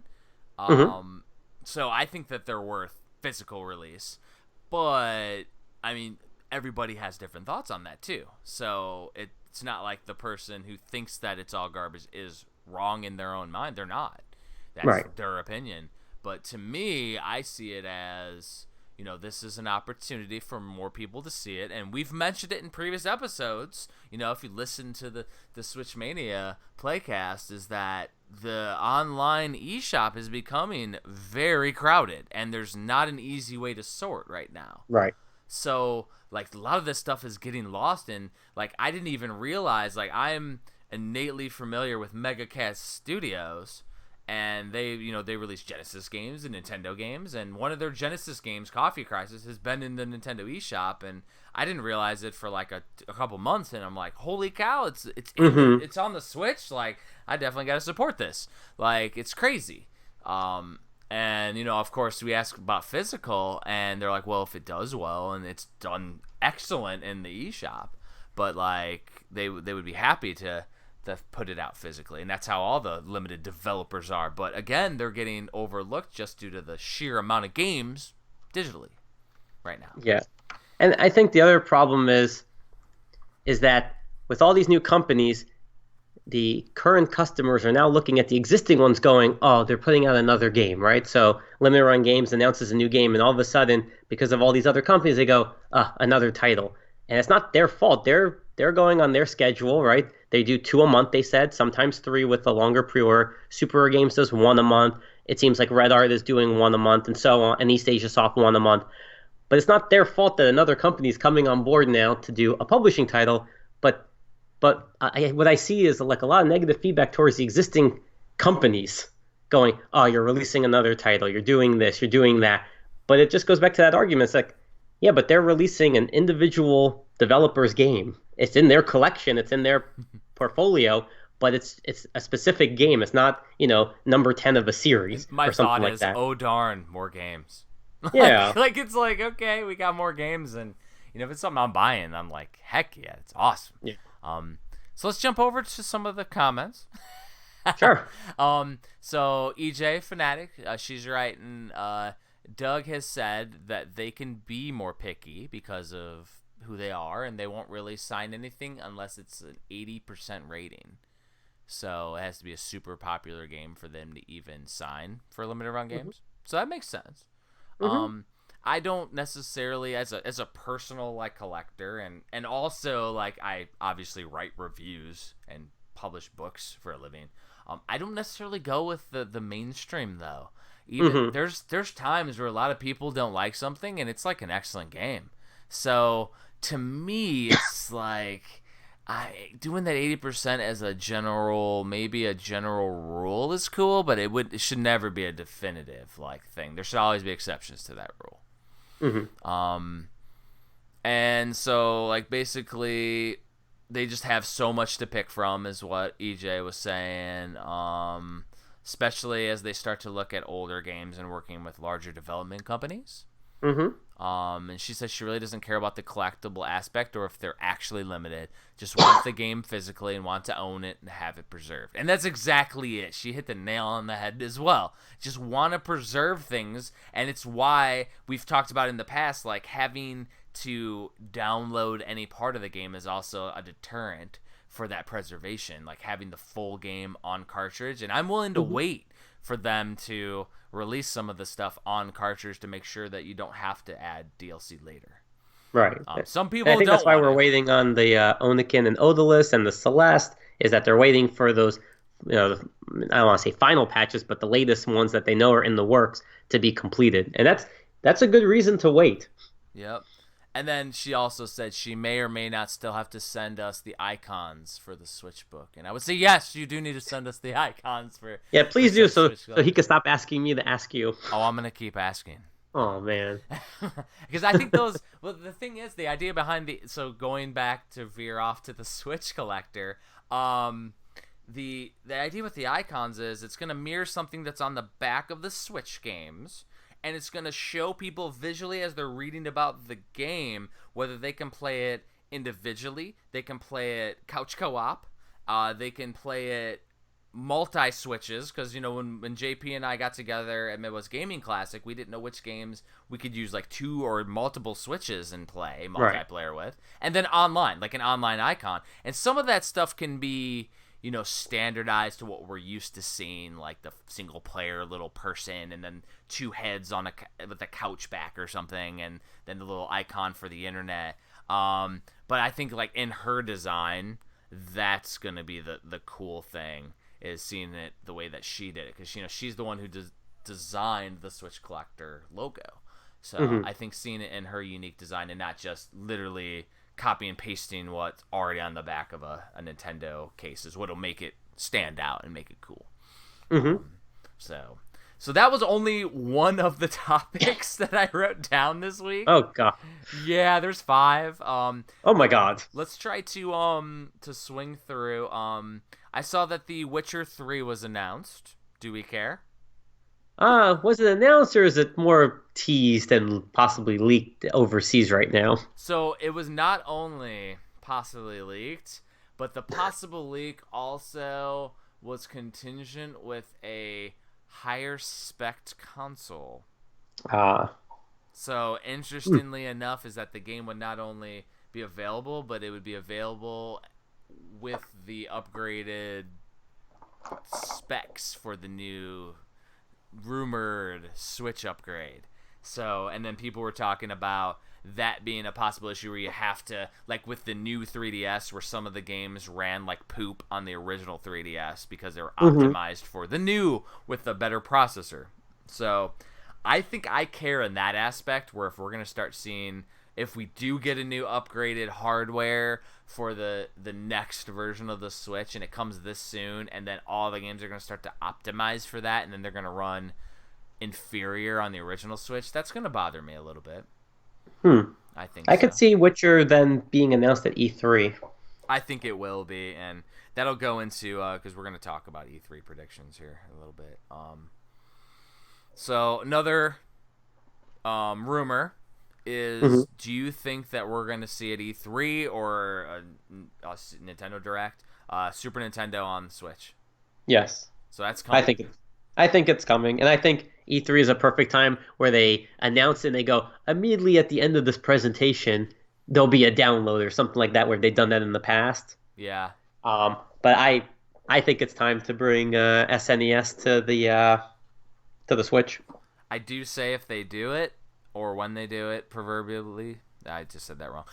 If they do that, they need to. I hope that they don't like upcharge or upsell and be like, well, now you have to pay X amount of dollars a month if you want Super Nintendo too. Well, I mean, right now everyone's membership should be locked in, so I can't imagine that they're gonna change that. Switch Online Premium. Like, I hope not. No, don't do that. But I will say, if they announce the SNES, I'm buying that 8-bit controller at that point. Already got it. I know you do. Yeah, exactly. And I mean, I'll probably be using it more so for plugging it into my computer a lot, but we do a lot of weekend Super Smash Brothers playing with my daughter and my wife and I, and we still haven't unlocked all the characters, but we play it for like a couple hours and have fun. Nice. And so, like, this will make it fun to just have another controller that's Super Nintendo. So that's another rumor one. So those were quick. That's good. That's quick. Keep it coming. And the last one before we get to our predictions. Well, I still have news too. Exactly. So Team Sonic Racing was released. Yes. And the opening video was cut from this version of the game. So what do you think about that? Like Like, is that a trend that we're gonna see more often because the video was too big to fit on the cartridge, or was this just laziness to not optimize the video, or was it because they were being cheap? And if they would have put that video on, they'd have to upgrade the memory card to the next size, and it would have cost more per cartridge. So they chinched out, so that way they could keep it at that smaller card size. And I think that's why they did it. Yeah, I think so too. What I don't understand is why they are denying, or I think people have been asking for a patch for that one, saying, give us the intro, just do it as a downloadable patch. And they're still saying no. And some people we really can't understand why you wouldn't offer that at some point. But I think it has to do with size that they took it out. And it's like a gigabyte file or something, like then there's a gigabyte on your memory card. It's going to take it up by one video. Yeah, I wouldn't it's like nothing. that. I mean, yeah, but think about all the bigger patches for Mortal Kombat. What was it, like 22 gigs? Right? It was a huge file. Then you have like the NBA games. You had other titles that require these huge patches. So something just for a movie shouldn't take up that much space. And if you want it, you take it. Yeah, I mean, interesting. So I think that they were just kind of being a little cheap when it came to that, like trying to be cost effective. Yes. But that's just my thought on it. And personally, like, I can watch that video on YouTube. And I did. And it was okay. Yeah, how many times do you need to see it, right? Exactly. Yeah. Let's see. So we have a few more commenters too. I do have one more piece of news if we want to just finish this segment off. Oh yeah, let's finish. Okay, that off. okay, 1.5. So last night, Pokemon had a presentation, and I won't go into necessarily everything because it's not all Switch related, but one piece was, and that is they are teasing a Detective Pikachu game for the Switch. But what's interesting is the way I heard it on the presentation, it was a sequel to the first one because they said, oh, were you not satisfied with the cliffhanger ending of the first game on the 3DS? Then stay tuned because Detective Pikachu's coming to the Switch. But some people took it as maybe they're re-releasing it with additional chapters. Oh, I mean, it could go either way. You could have buy it for the 3DS. You what? I'm not gonna buy Detective Pikachu for the 3DS. The last game I bought for the 3DS was Metroid. Mm-hmm. So like I'm not going to dust that off when I've been focusing on the Switch. Right. I wouldn't mind if they did a not remastered, but just a definitive edition or complete edition with 2 new chapters or something like that. I'd be perfectly fine with that. Because I didn't play the first one, so if it is a true sequel, then I have no idea what's going on in the first one unless they do a little recap.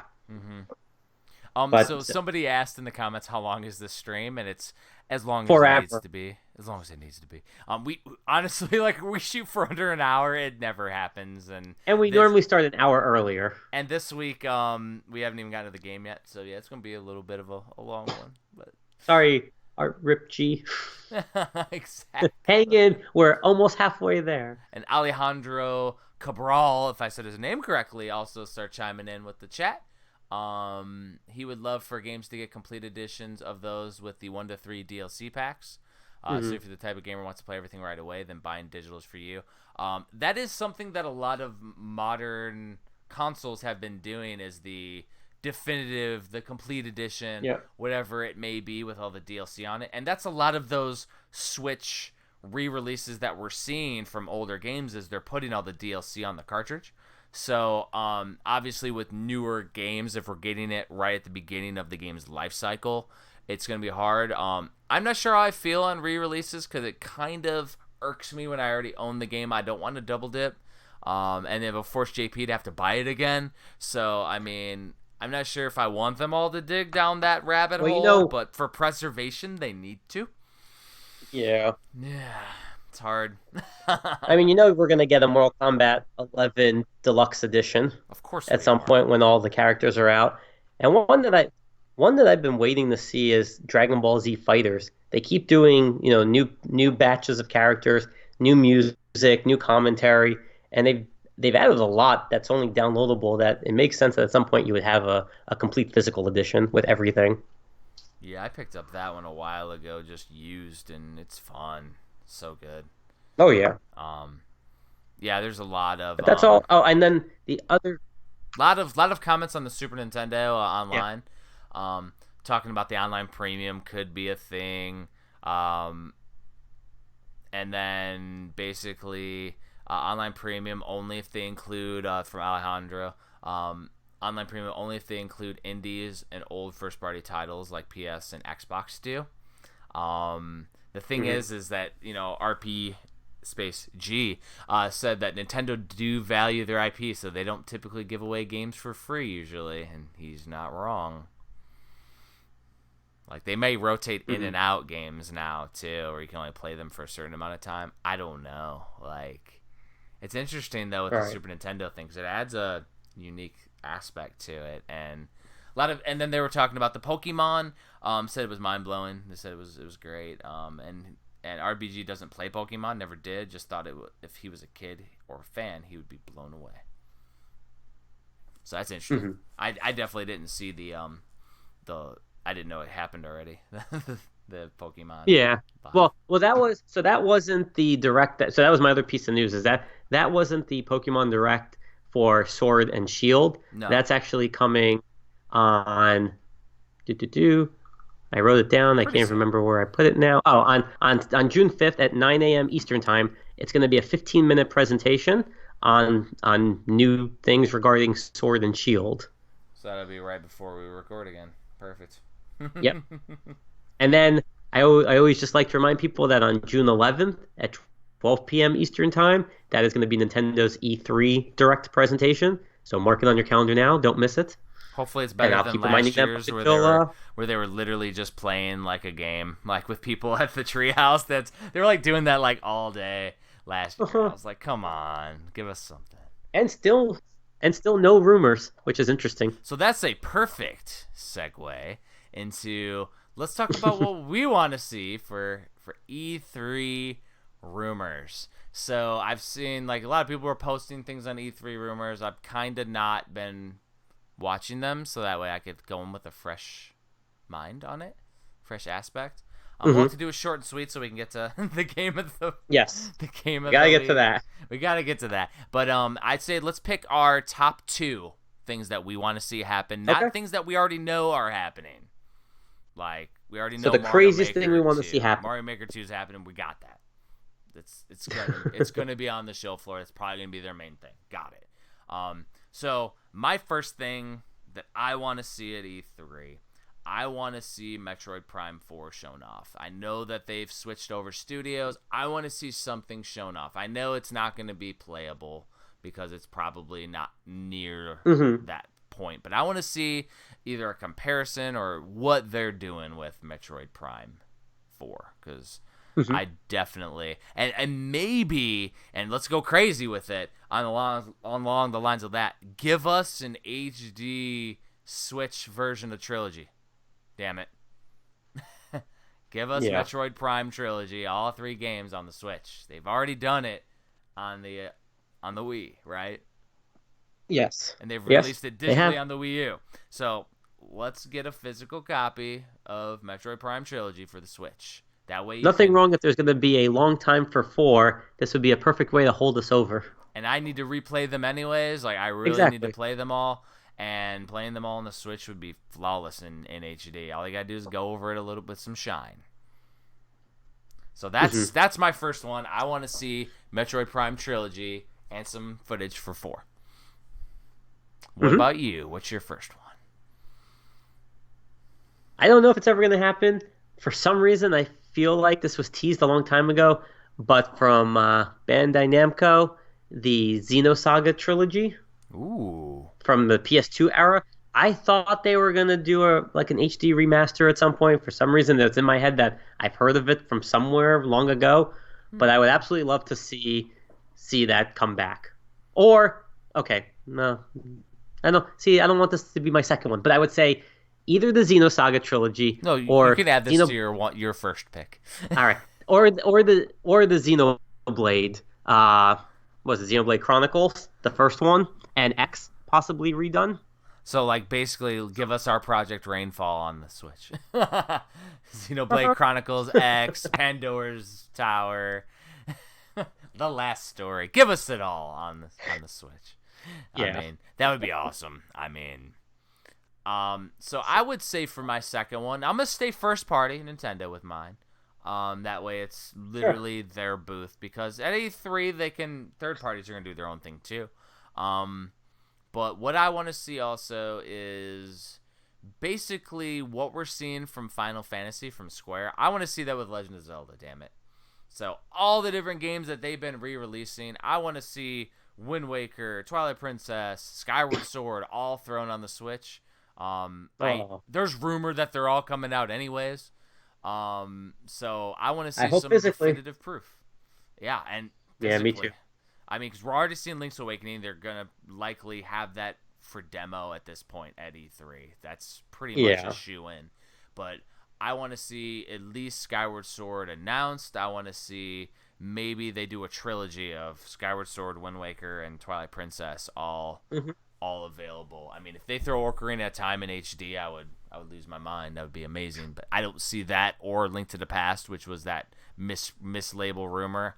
I don't see either of those really Hmm. happening feasibly. But the other three, very feasible.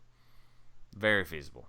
I Hmm. mean, if they do that and Nintendo throws, like the Mario Galaxy games or something, you know what I mean? Like just going crazy with Uh-huh. stuff.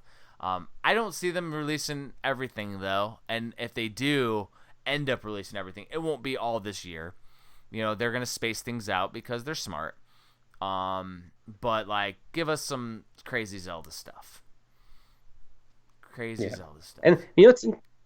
it's funny. It's like as we're talking, it's the older games that we want on the Switch, and to me, there's nothing wrong with wanting them back again in HD or even exactly how they are, like what they did with Seven. They took the PC version, but it's not the newer graphics that they're working on now or anything like that. It's just the game that came out way back when. We just want to be able to play it on the Switch, and that's a very good market, I think, right now. Is there's so many great titles that people may have missed out on the Wii era, the Wii U era, that you could bring back now, and they've done that with a number of titles. And to many people, would be playing it for the first time. To others, you're playing it on the go. And I would love to see these kind of collections come out. Well, and to me, So, it's like it's yes, I agree with you. great being able to get them all on one console too, because being a all-encompassing collector, having all the systems, it's a pain to swap out all the systems all the time, Yes. and being able to play them all in the same format at least is optimal. It's excellent. So Hmm. that's why I really want to see it on the Switch too. Is my own selfish reasons. So what is your second one? My second one. So I've said this before. Whenever we talk about predictions, but I want to see Golden Sun come back. It's still one of my favorite RPGs from the Game Boy Advance era, and it just deserves to be played again. Because the last game, the third one, came out on the DS. I mean, that's how long ago it was. And honestly, give us a brand new entry, give us just the first one, give us a trilogy. I mean, however you want to do it. Golden Sun is just a great series. It was so much fun. It holds up that it's time for it to be revived, I think. Yeah, I So I'm mean, really hoping that there's going to be some kind of tease or some kind of announcement. It probably won't be, but one day maybe we'll see Golden Sun again. give us a follow up to Star Tropics too. That's always the Oh, that'd be classic nice. everybody's saying. So let's go and see what some of the commenters are saying. Sure. So basically, with on par with E3, EJ says she agrees with Metroid Trilogy. They would love to see some of the plot for Astral Chain. Yeah, that'd be nice Alejandro to see. said. Xena Saga Trilogy sold. Link to the Past Drool. Now Alejandro says Mario Sunshine HD. Ooh. Oh, that'd be nice. Oh yeah. Um, and they can't develop. And RPG says they can't corner their developers like that. Release 4 Zeldas and nobody else will sell the games for a month. Not It's wrong. true. Not wrong. And he does say with the Wii U and 2DS, you can pretty much play all Zeldas, and he's not wrong. You can play a lot of them. I Yeah. mean, on the 3DS, 2DS, you have the Ocarina of Time HD or Ocarina of Time 3D version, which is awesome. Um, Mm-hmm. we have a recommendation for Banco Namkai, nice Bandai Namco to bring back Baton Kaitos. I think it's Baton Kaitos, which is a GameCube series of games. So Yep. that would be awesome too. And then Alejandro, Oh, nice. I love those. yeah. And just so people listening also online, the stream is going to cut in and out every once in a while. It has to reset after so many minutes. So it'll jump out and it tells me when it disconnects. And then of course there's also a beep that's going to pick up on the mic, which is great. It's awesome. But yeah, so Alejandro likes the complete SNES with slipcase, which is awesome. Yeah, the slipcase book covers that I do, where it has like animation on it, like, you know, we're doing a Switch collector book. Might do some cool stuff. Might do some cool stuff. Just saying. It's be cool stuff. So that's good E3 stuff. I think after, you know, an hour and 45 minutes, we need to get into the game of the episode. It'd be a good idea to do that. So we're going to jump down the rabbit hole that is Retro City Rampage. So, yeah, so first of all, before we dig into about the game, how much were you able to play? Me first? Okay. Yeah. So, thankfully, it has a progression tracker on the game. I'm at 23% completion for the story mode. Not bad. So, no, I'm pretty proud of myself. I was able to play over the weekend a little bit more than during the week. I would say I probably put in 5 to 6 hours because I would play a lot of the story, and then I would just, you know, any open world game, you start driving around, you start going into the buildings, you kind of see what you can do in the game. But for the most part, I tried to stick to the story. I wanted to see how far I could get with that. And then I did try a few of the the arcade challenges. So I played a few of those. But for the most part, I stuck to the story. And yeah, that's how far I got. So for me, I didn't start a new save. And I played this game when I initially got it back in, you know, 07. So basically, I was able to beat it. So I was able to complete the story mode. And I started around the Saved by the Bell story portion. So it's about 2/3 of the way through, I want to say. Is about when I was starting the story portion. But I've been playing it on and off for like a year or two. So it's super fun to keep going back to. And it's awesome in short stints, like playing it for a play session. It's like perfect. So before I start digging into like nuances and my experiences, let's jump into the painting the wallpaper of the game. So Retro City Rampage, essentially what I like to call it is Grand Theft Auto on the NES, Nintendo Entertainment System Grand Theft Auto. It's literally purposely shown as a retro style NES game. You know, they keep all of the bells and whistles off of it, and it's a parody of retro games from the 80s and 90s with pop culture references all over the place. It's open world action adventure game. It looks like the original Grand Theft Auto series. It has a lot of the nuances and mission based structure of the more current games. Originally released in 2012, and it was designed by Brian, as you mentioned, right? I don't know if I'll be able to say his last name correctly. It's Provinciano? Provinciano. Yeah, I'm close. I'm close. You gotta say Provinciano. Sounds Jewish. Sounds Italian. Oh, yeah, that too. Watch yourself. And then it was released on a myriad of consoles. Later on, a DX version, which was an enhanced version of the original, was released on the Nintendo eShop and 3DS, and then, and also on the Switch in August 3rd of 2017. Nice. Later ports of the original also got enhanced versions of the game, and then also they released a version on DOS called Retro City Rampage 486. Oh my which God. is interesting, and the majority of the features are still intact. It's really crazy. Wow. So in the game, you're in the city of Theftropolis in 1985. You're called the player, a thug for hire, and you literally, you're hired as a henchman for the major crime syndicate led by the Jester instead of the Joker. The Jester, and it literally is like the Dark Knight. Like the movie The Dark Knight is like what they like kind of parody at the beginning of this. So hilarious. It was so great. Oh, it's ridiculous. And then you run into a time traveling telephone booth. Um, and then you get into like basically Doc Brown parody, Doc Chalk, and it's a parody from the Back to the Future films. They have a DeLorean in it. Uh-huh. And, and he thinks that the player is a hero when in reality is a damn criminal, which is hilarious. At the end of the game, the jester ends up being just like a side parody of the Joker, and then the main baddie at the end is Dr. Von Butnick. Yep. Which is like a parody of Dr. Eggman from Sonic the Hedgehog, and what's funny is Sonic called him Butnick in the cartoons. So it's like completely on the nose, like Butnick. Like, it's just hilarious. And he looks just like Robotnik. Mm-hmm. And then you also go against Doc Chalk's rival on a R&D corporation, because basically they desire to use the time machine to control the electronics market. Like, it's such a crazy story, and like all the numerous 8-bit homages to the game is where it gets crazy. And I don't know if you got to any of the other genres that it switches to. Mm-mm. So like basically, primarily the game is played from a top-down perspective, like Grand Theft Auto style, the originals. But it does switch to like 2-dimensional perspectives, like a 2D platformer. Oh wow, no, I didn't get to that.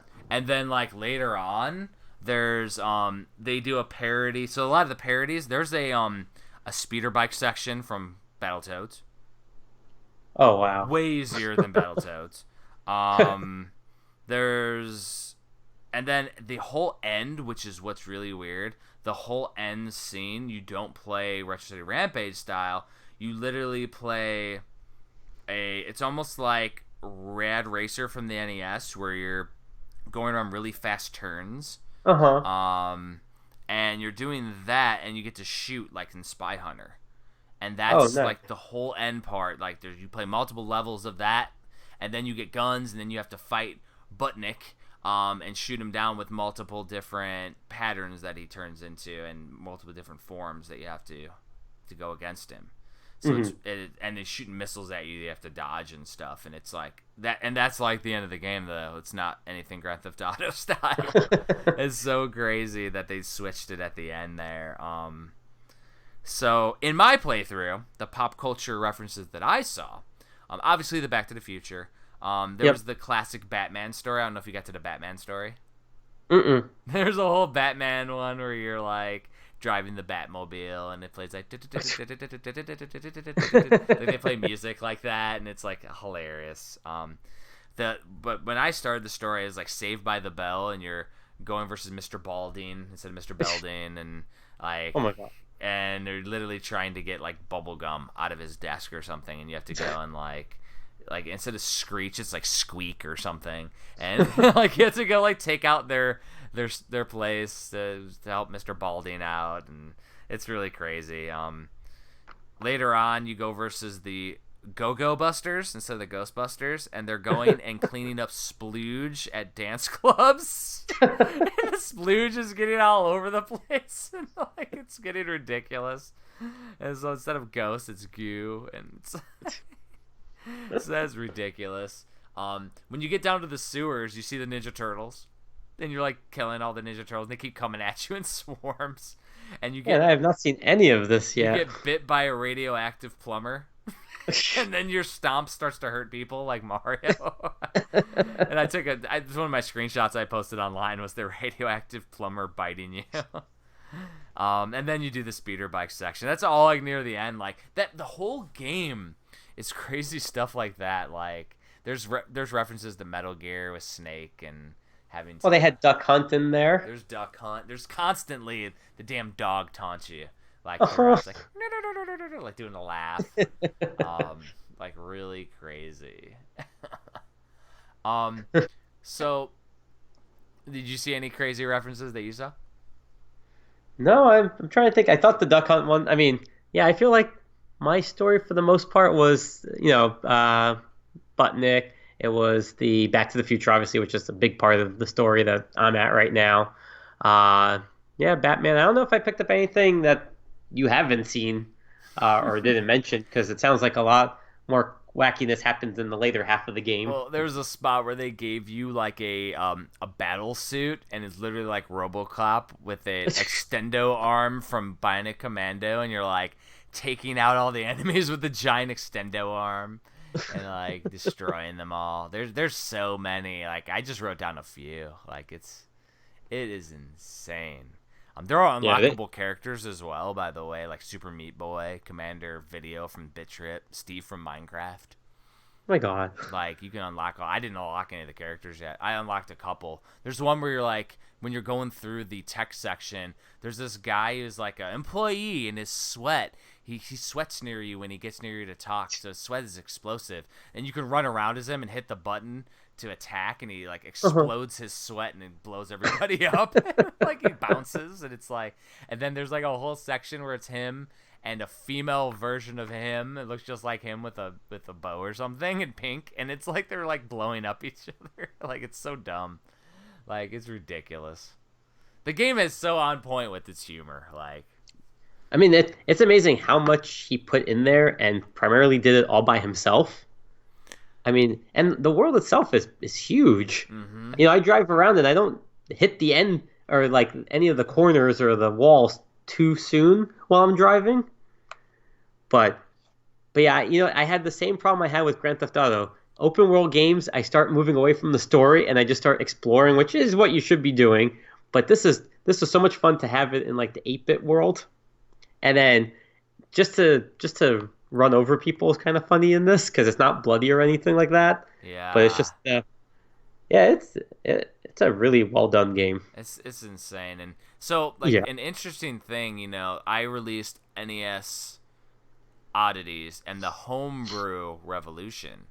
And this game in 2002 was initially started by Brian, and he was trying to make Grand Theft Auto on the NES, and he developed his own development kit to remake it on the NES, and it was called Grand Theftendo. Is what it was called. And inside Retro City Rampage is the game's prototype for the NES called ROM City Rampage. Yes, I did play that, or at least I attempted to try it. That is the NES one, and like I guess that it can't be run on actual original Nintendo hardware because people have found the ROM in it or have found some way, but it's not playable. And he moved it to the PC because he was trying to overcome the limitations of the NES, and you know he went crazy with it. And I think this is a perfect homage and keeping on the nose with everything and being able to kill everybody and still being able to like keep it retro but do newer things is what's great. And as we mentioned the sequel that's out there, that one does it in 16 bits, so it's super awesome. That Shakedown Hawaii, which is the sequel. It is out on the eShop now, and it's coming out physically, hopefully soon. Oh, I hope I can get a copy because the Vita version, I think, or PS4, I can't remember which one they've already put out for pre-order. It was only up for seconds. Like, it was bad. I have a note to talk about the physical Retro City Rampage when I get a chance because I do want to touch upon that. So let me see if there's anything else. I know that the game before the Switch release has reached 400,000 copies. That was in 2014. So they've sold a lot. So I'm glad that people have supported it because this is absolutely a complete like throwback to old school games, and it's a passion project. It's amazing. And EJ Fanatic, she said she loves Retro City Rampage. And glad to hear that we're enjoying it so much. Wants to replay it before Shakedown comes out. Well, Shakedown is out. However, I'm assuming she means physically. And that's why we did the Playcast. Come on now. So we could play it. All right, so let's talk about the limited or the edition that was released Sure. for the Switch. So I definitely got it too, so I played it physically. I may own three slightly different copies of it for the Switch. I have the regular, I have the collector's edition, which they only made 4,000 of. I have that. And that one came with a soundtrack CD, a keychain, 3D glasses, and then a manual, but the manual is also in the regular edition. Now, And did then the 3D glasses come with the regular edition? no. So here is the thing. On that note, the final mode that you play, where you play the racing mode, you can press the R button and switch it to 3D and put on the 3D glasses and play it in 3D. And That's if you awesome. don't have those 3D glasses, it's just the blue-red. But if you don't have those, you have to get some 3D glasses to be able to play it that way. You can hit the button and still play it like Nintendo style. However, it's so cool to put in 3D, and it's trippy. I love it. You know, like it's insane. And so you literally can use the 3D glasses they provide in the game. Yeah, that's Not awesome. just a gimmick. Okay, so when this came out, so they had the $29.99 regular, $44.99 collector edition, and this came out in 2017, which means that the very first limited publishing company to put out a title on the Switch was VBlank with this, because they had a limited run. It was sold only through their store, which is I think it's vblank.com. So that's where they also are going to be selling eventually Shakedown Hawaii. But this was the first limited game that came out on the Switch. And it was it was funny because I remember at that point, this was October 2017, is when I really started getting into, really was getting obsessed with the Switch. And I remember learning about this company through social media. I started following them. I got ready for the pre-order. And as soon as it went live, which I think was, I forgot what day, but it was around 1 p.m., I think, or somewhere between 11 a.m. 1 p.m. It went live, and I thought, oh my God, it's going to sell out immediately. And it didn't. It was up for a few hours, actually, for both the regular and the collectors, but, I snagged both copies. And now, you talk about Shakedown Hawaii on the Vita and the other consoles, and it's starting to sell out fast. And that's what's going to happen with this one. Oh, it's going to be worse on the Switch. Yeah, we've had now a year and a half. People know about collectability now. They know about limited publishers. They know about VBlank. They've been following, all the updates and whatnot, and it's going to go fast. And most likely there will be a collector's edition as well, but I anticipate that it's going to sell very fast, so I'm really hoping that whenever it comes, I get one. And I was able to get the original limited release on the PS4. And I have it on the PS4 physically. I have it physically on the Vita as well. So I have every version of Retro City Rampage, sans the DOS version. I did not get the DOS version. But I have every version because I was on their mailing list, so I saw them all. So I knew when the Switch one was coming out too, so I was able to get it. Well, Shakedown, I saw it. I went on it within a minute or so, and it was already gone. And I'm like, damn, okay. Yeah, that scares me. I'm hoping for the Switch.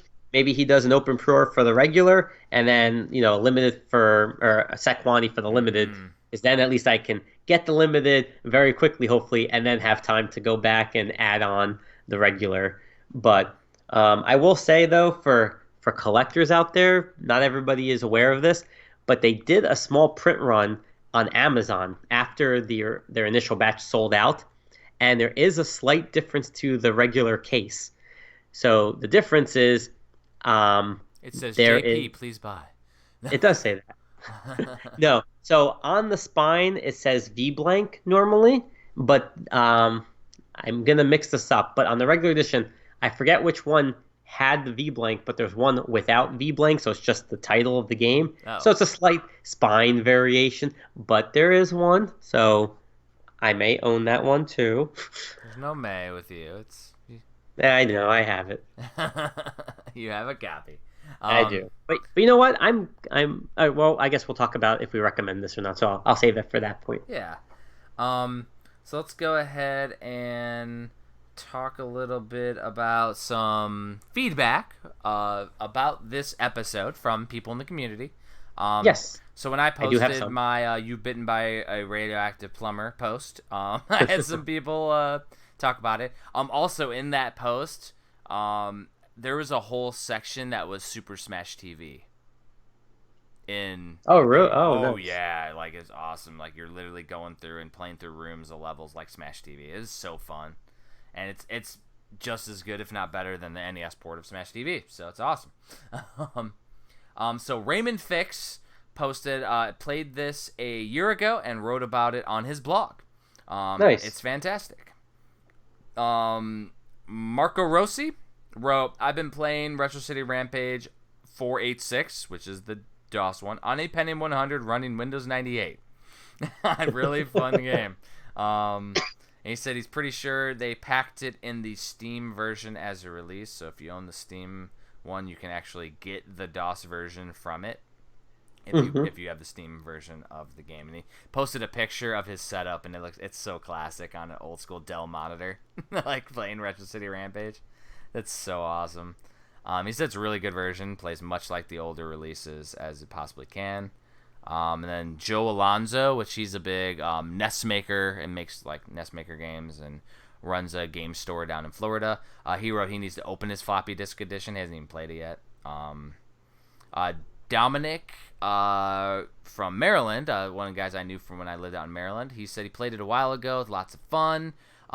Actually got Shakedown Hawaii as the sequel and playing that on the Vita. So he must have got a copy of the Vita, that jerk. Yep.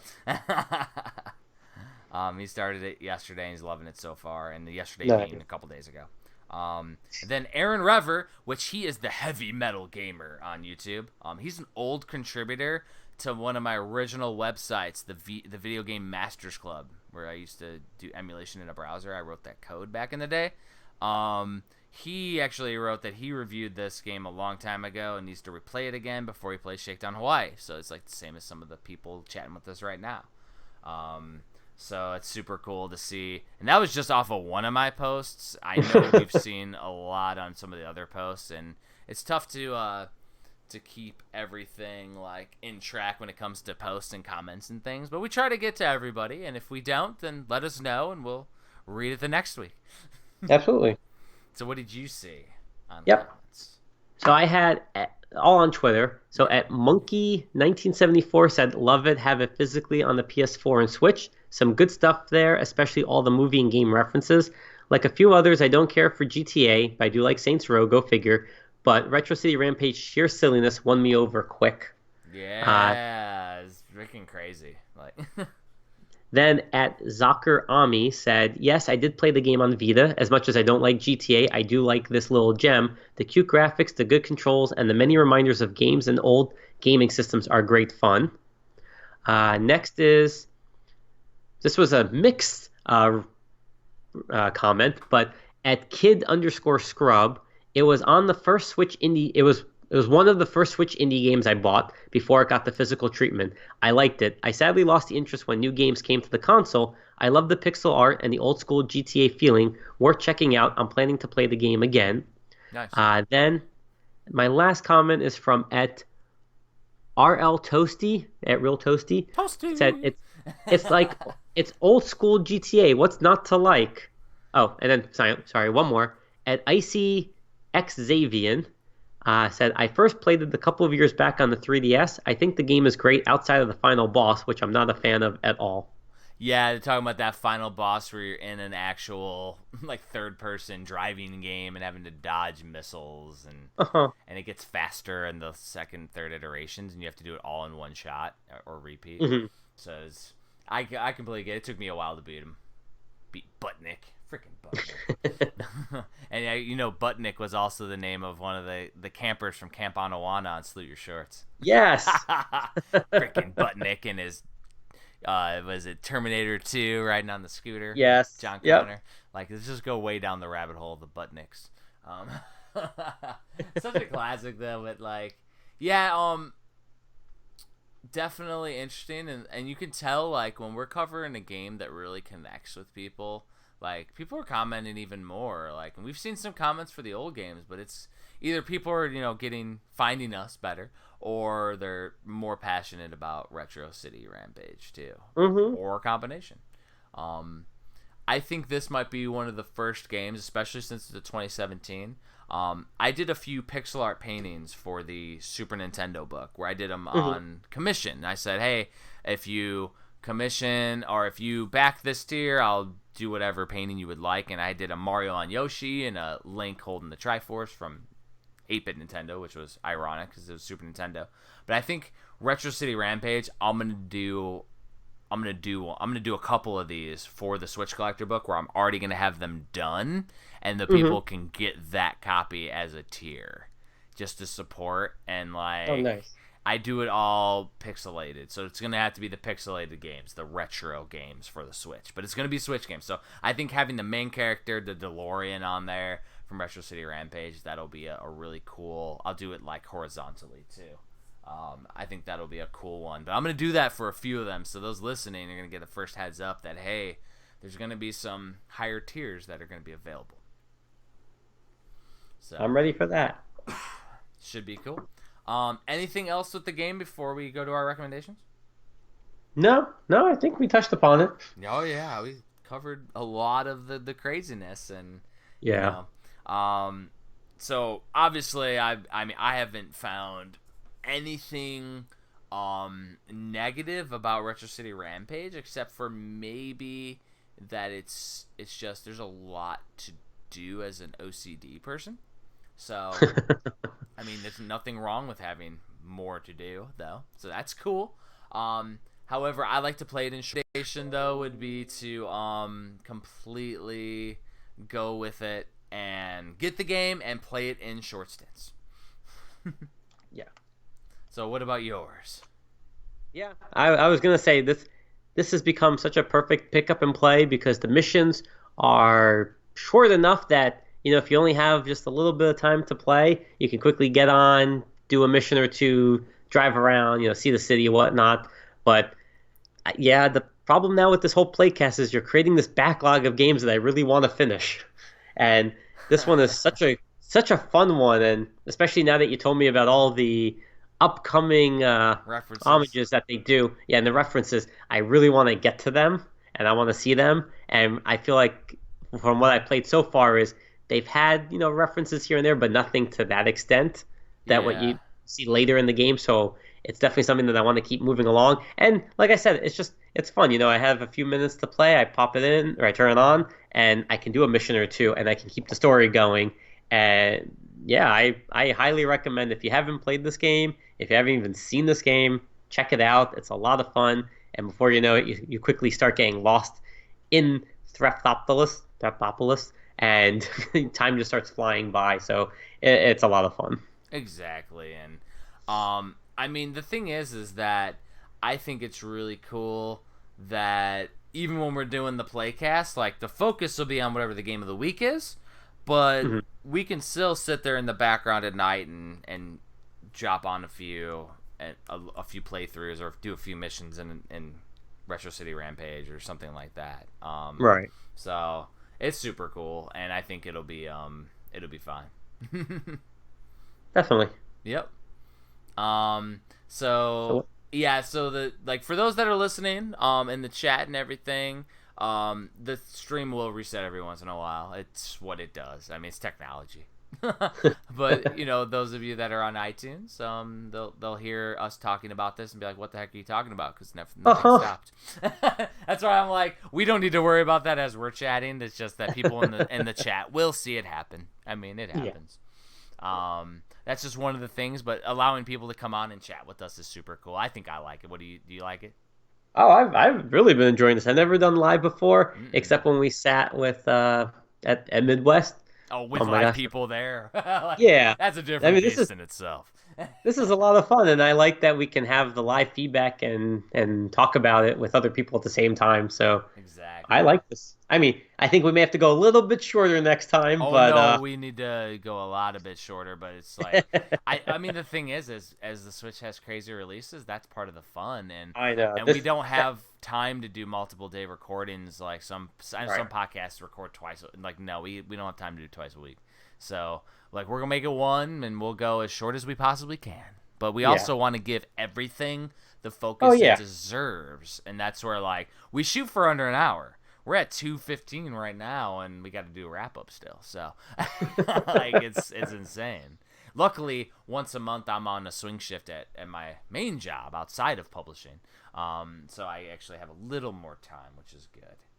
I won't be dead waking up at 3 a.m. tomorrow, so that's good.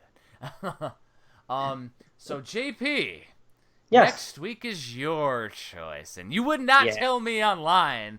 Give me a heads up on what game we're playing for next week. Damn it! So what are we doing, JP? What do I have in store? Because I probably don't have it from what you. No, this just came out late last week on the Switch. There is no physical for it. There's a physical coming for it for other consoles right now. It is an adventure horror game, and it's one that I've had my eye on for ever since they first teased it, and it finally came out, and I need an excuse to play it, so I figured I get to pick the game. So it's by the developers Throw the Warp Code Out, publishers Radalaika Games, and it's back in 1995. I don't know if you saw this one, but what it is it's a 32-bit, so think of like a PlayStation 1 Resident Evil kind of game, and I'm just going to read a few quick features, but it's retro 3D graphics, low-res models, texture warping, CRT emulation, fixed CCTV style camera angles. This is all from their press release. Relive the mystery game genre with an old-school user interface and tank controls. Explore a spare cityscape in the year 1995, littered with clues about the past. Interact with a cast of damaged characters whose intentions you can never truly know, and uncover the mystery of yourself, your daughter, and what happened to the city. So this came out for the Switch, PlayStation 4, PlayStation Vita, Xbox One ports, and ever since it first came out and they were teasing those 32-bit graphic, era, it just brought back Parasite Eve for me. It brought back, pretty much everything from PlayStation 1, but the Resident Evil. And I just really want it. It looks like Silent Hill and like Resident Evil. Oh my god! You know what? It really looks like a DS game. No, it looks like PS1, like really bad graphics. This is gonna be hilarious to play. And I will say, I did start playing it, so I downloaded it this weekend. Right now, or I should say, when I downloaded it, it was only $7.99. It's on sale because the retail price on the eShop is $9.99, so it's not that bad of a price. So those that are listening, pick it up early. Yes, download it now, start playing it. I played maybe 20 minutes of it, but cheating. Yeah, oh my god, cheating. I know. I couldn't wait. I really wanted to start. Should have played more Retro City Rampage to get more references. I know. Trying to jump ahead of the game instead. But so there you have it. So we're going to play back in 1995, and we're going to see what we think of it. That's going to be crazy. Crazy stuff. Like, my goodness. Oh, yeah. So going to the next portion that we always talk about, conventions and projects and things like that. My Walter Day book is still on Kickstarter, has a little bit of time left. It's not on my Kickstarter. It's on Todd Friedman's Kickstarter, which is the co-writer. He's been doing all the interview pieces and getting all the people together. It's like well over 200% funded, so it's happening. And I'm letting him run the show on that because I'm concentrating on getting the daggone Virtual Boy book done. Damn it! So I like I said earlier in the episode, like literally gave myself a migraine. Like doing like over 120 reviews this week for the Virtual Boy book, just trying to get it done. I've been changing around some of the layouts to kind of match what we're doing in the Switch book, so things are looking really cool with it too. That's been fun. And then I don't know, did I talk about possibly going out to the East Coast for a convention? Yes, Too Many Games? No, Retro World Expo in Connecticut. Oh, yes. I'm sorry. Yes, you did mention that. Too Many Games is way too important to bring out lowly authors and podcasters such as us. So you got to be a big AVGN Screen Wave Media YouTuber to get out there as a guest.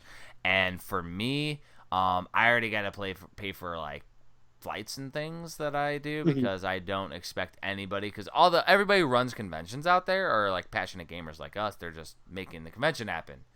But if like they can get me out as a guest and do a panel and stuff, then it's cool. I'll bring books out so I can pay my way and get my name out there.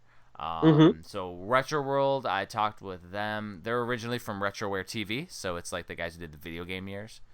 Yep. They run that convention. They're really cool dudes, awesome dudes. I reached out to them online, and they said, yeah, it'd be pretty cool. And then Lance, which is one of the dudes from Retroware TV, he's the main contact. So I contacted him, put it out there. He's really busy, though. It takes him forever to get back on emails.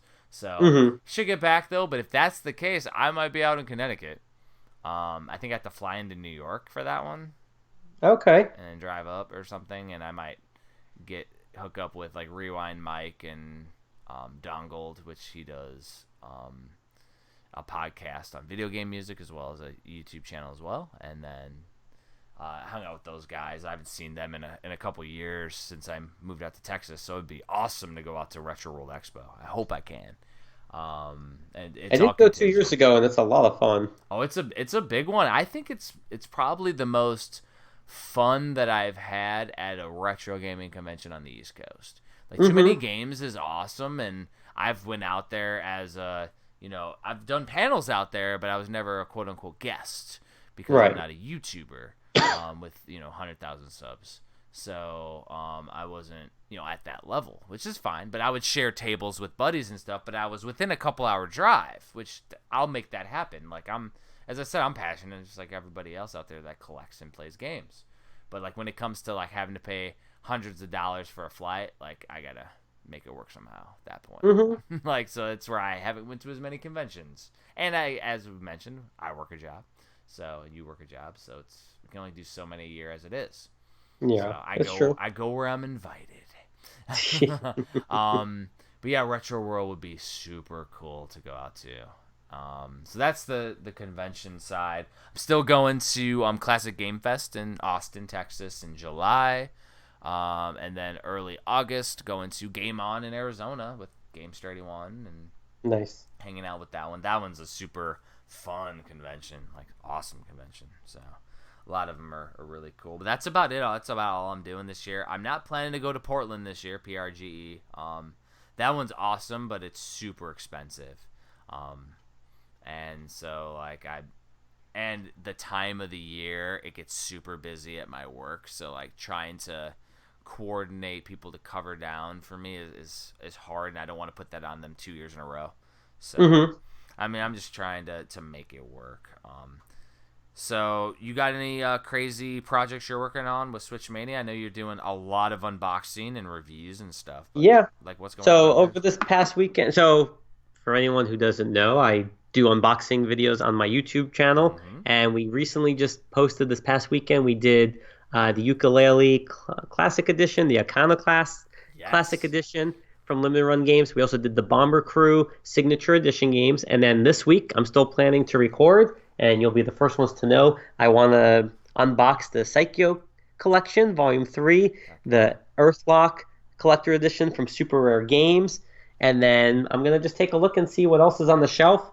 Most likely we'll do For the King and Vaporum from Signature Edition, and then, whatever else looks interesting that I haven't opened up yet, we're going to do. But, I've been a little sporadic with my release schedule, so I'm hoping... Ukulele, for those listening, that's one that I was not able to get limited, and I would like to get the limited release of, because it's, the 64 box, so... Yeah, anybody out there is partying with that, not for an arm and a leg, I'm definitely interested in getting that.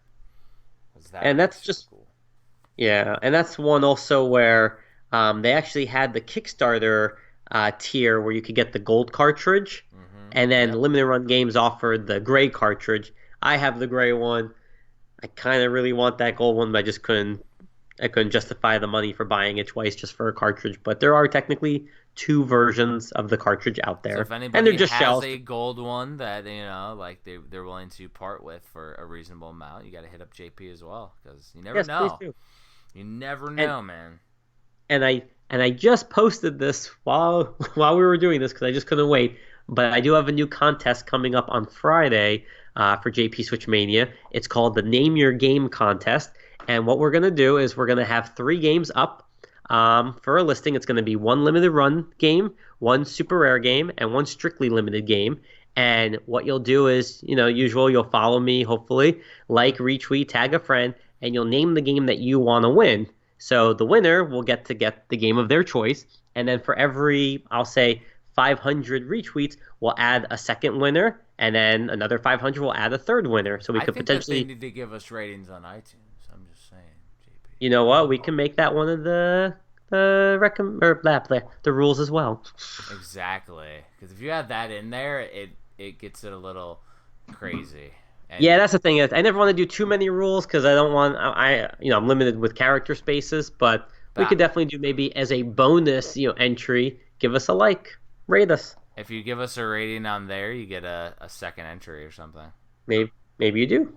Or it's the main entry, and There you go. I'm just saying that it will help us. So Yes. As after you're done listening, please just go to iTunes, give us a 5-star. It means a lot, and hopefully you do like the content as well. yeah. So that's pretty much the big thing. So RPG did mention that he does not like the tag a friend. He loves the giveaways, doesn't like the tag a friend portion. I know. So I would say maybe remove the tag a friend and go give us a 5-star rating on iTunes for the Switchmania, and that helps. If some people don't like that, you could see how that works. That's a little bit tougher, so that would mean people would really want to get the game. That's fine. You know what? I think with this one we don't. I normally tag a friend, obviously, because you want to get your tweet exposed and get more people looking at it. But I think with something with a name your game of limited titles, I don't think it'll be an issue. Yeah. What? So you're giving away games. So RPG, we'll remove the tag a friend and maybe we'll add in the give us a 5-star or something along those lines. Because all that does is that helps the Switchmania Playcast get searched easier. So it literally helps everything get out there, and then more people will be chatting with us on Wednesdays, which will be cool, and we can keep it under an hour. Damn it. Yeah. And for those who don't know, all the graphics for JP Switchmania, including the logo, the teases, the actual contest images, are all from EJ Fanatic. That's right. She's chatting with She's our graphic designer. She's a good friend. She's, probably one of the most talented people I know for graphic design, and all of her work has just been amazing. Also, all those What If Wednesdays that you see and you sometimes hate that we post, she makes those covers. So she's just amazing. That's amazing. Yeah, and and she did the logo for the Switch Collector book, which is going to be part of the series, as well as, working on some of the different icons within the book too. So that's going to be, published and in the annals of history at that point, because I'm getting these books in like the halls of Congress and stuff too. Like I'm submitting them all the way. That's awesome. Yeah. The last piece that I did is I spent like most of the weekend packaging up like 200 to 300 Super Nintendo books for the Pocket Guide, and they all are in the mail. So I released 3 limited edition, not like collector's edition, whatever, Super Nintendo games. I released Socks the Cat Rocks the World. I released Sydney Hunter by CollectorVision. Socks the Cats by Second Dimension. They're the publishers of it. Originally a 90s game, though. And then Little Medusa by Mega Cat Studios. And I did 30 copies of each, completely mirrors the Super Nintendo releases. And they're all playable Super Nintendo games. And they're all numbered 1 through 30. I only did 30 copies of each game. I do have some extras of those games that are going to be available, and like literally only did 30. So I have extras of those 30. And so once everybody gets their copy and there's no like mangled and shipping issues, I'm going to put those available. And those that are listening, just hit me up online. You get first dibs because you're listening to us right now. Just hit me up online and I'll let you know the cost. What did I do? I published the limited edition versions CIB of the 3 games. So I released with my Kickstarter. I was able to release 30 of each of those Super Nintendo games. So I published them. That's why I'm Hagen's Alley Entertainment, not just books. Is I've actually published and done releases of homebrew games. Mm-hmm. So this is 3 Super Nintendo games that I'm giving more exposure to, and they're along with my Super Nintendo collector's book, the paperback version. And it's Nice. like, it's the pocket edition, but it's huge. It's 380 pages or something. It's big. It can maybe fit in your jeans as long as you don't wear skinny jeans. Um, but yeah, it's I already shipped out as well the 2 canvas paintings that I did for that. So I did the Super Nintendo and Nintendo canvas paintings, and all the limited edition boxes. I shipped all of that out like yesterday. Oh, nice. I was like a lot. I still have to do some of my combo tiers. So I had some that got like a definitive Super Nintendo and a paperback, and some that got a Nintendo Compendium or NES Oddities and a paperback. So some people did combos, and some people got like a single game instead of getting all 3 games. They got a single game or 2 games. I have to ship out all those still because they were all like weird combinations. So I still got like another 100 packages to go out. Oh, wow. Yeah, I ship these all for me, and then after I do all of that, I still have like thousands of books in my garage that I'm gonna have to send to Amazon Prime and to my warehouse. Most of the time, the books come to my warehouse and the warehouse fulfills. So much easier. But with this one, with all the Super Nintendo games I published, it was easier for me to get all the books here and then do all of that shipping and get everything out, and then send it to the warehouse to do their thing later. Mm-hmm. So I'm doing stuff a little bit backward and different this time, but that also was part of my weekend. Like lots of packaging and shipping and and then writing, and yeah, it was a You're not busy at all. crazy. And then of course I was working 18 hours a day last week. It was insane. This week is much easier, only 12 hours a day. It's great. So much easier. So yeah, it was super fun. EJ says that she's excited to see the book. Yeah, the formatting has been coming along, and it looks awesome. One thing that, and maybe from her, from a designer perspective, I'm not with the Switch collector book. I'm not sure if I'm okay or I'm not cool with the flow of the text on page. I don't know if you know what I mean by that, JP. Mm-mm. So it's like where your eye goes when it goes from like the reading the first paragraph over to the second, because of how the Switch box art is. It's almost like underneath the icons is where I need to start the text, but then it would go left instead of going from left to right, because like I like to write from left to right on a page. Mm-hmm. And so on the left is like a paragraph for the intro paragraph, and then it goes to the right, and it's almost a little awkward. So I might have her look at it and say, hey, does this flow? The only thing I don't really want to do is like redo all the formats in a 380 page book. Like that wouldn't be fun. But if it's confusing, I need to know too, because we don't want anything confusing in the book, because it's already awesome. I want it to be like kick ass.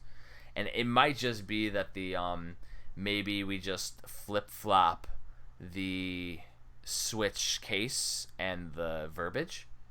Mm-hmm. And it might help things flow better. I don't know. I might do an example of each and see, and it would create probably another 40, 50 hours of work if I do that. Like, that's straight reformatting, like without even rewriting, but like it might be necessary, because like just thinking about it, it's like I've been trying to like figure out a way, and if we flip-flopped those, like just basically made the format backward, it might be better.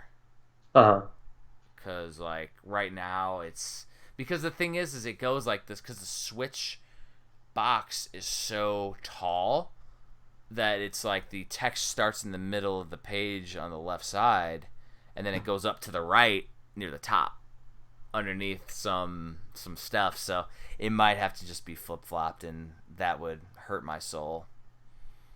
It would hurt my soul having to just, but it's like literally flipping every single image, not every Mhm. image, but like every layout on every page. So maybe do one, send it to me and EJ Fanatic. Yeah, I think that's what I'm gonna do, and see how Yeah. that works, because on the second pages, I like anything that's a multi-page wouldn't have to be messed with because it's easy. It's just the single pagers, and I'm sad to say that it's probably gonna create a lot of work for me, but in the end, if it looks and reads better, it's gonna be infinitely better.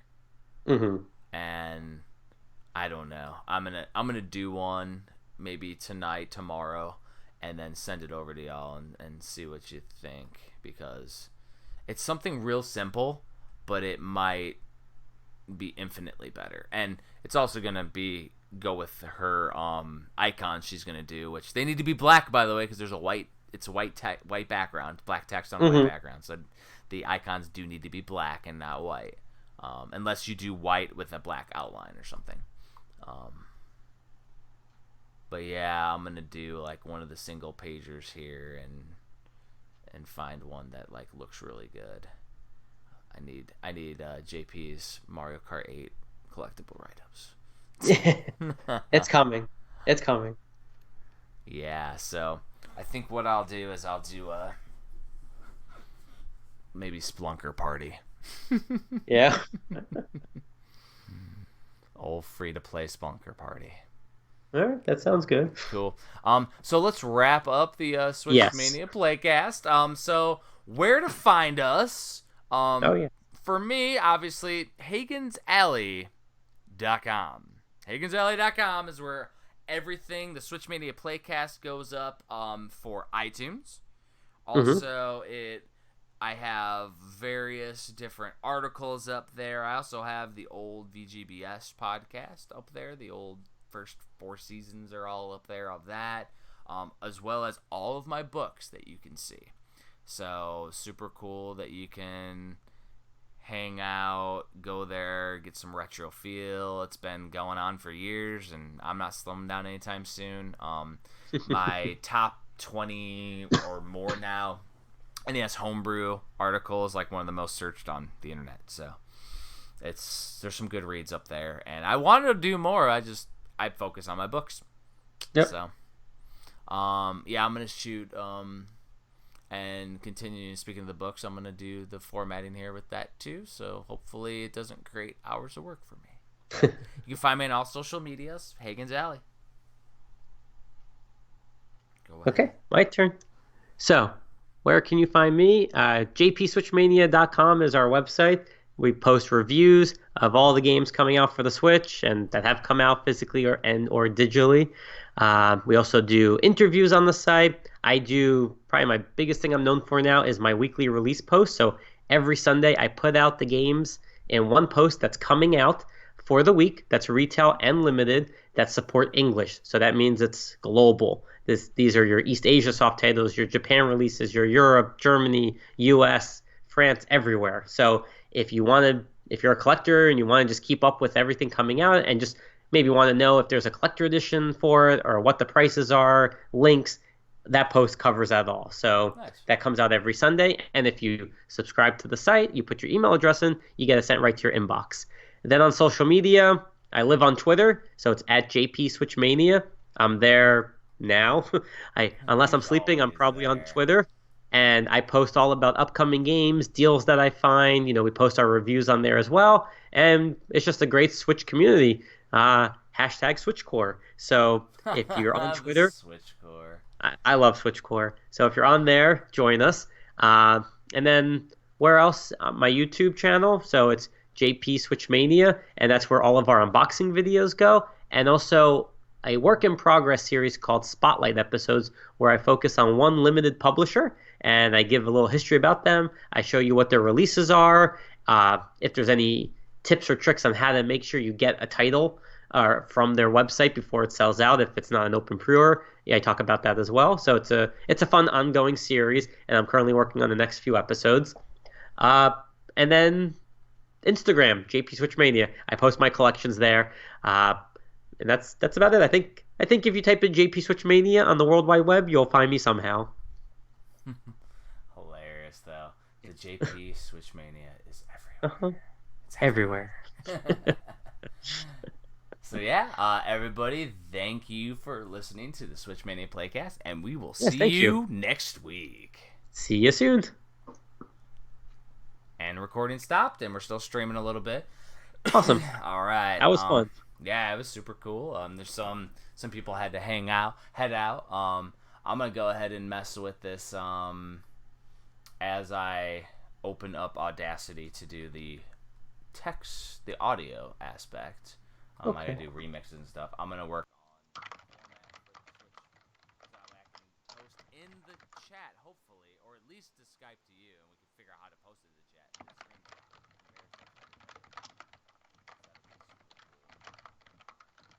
You gotta realize, everybody listening, JP gets crazy when he can't post to. I can't hear you anymore, but I can hear my typing. Can't hear me anymore. No, you sound like very far away. Really? Oh, it's doing that again. It did that before too. It's when I open Audacity. Ah, yep. That's what it is. So weird. I don't know why it does that. It's still doing it. Yeah. Oh, it happened. All right, so there's that. It's gonna take a whole minute to fix.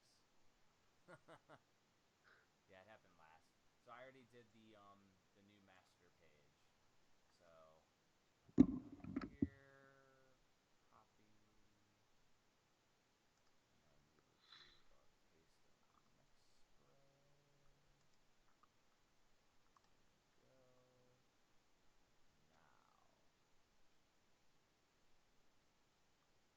Now, so basically, what I'm gonna do Yeah. is flip flop the pictures from spread to spread on Splunker part, and we'll see what it looks like.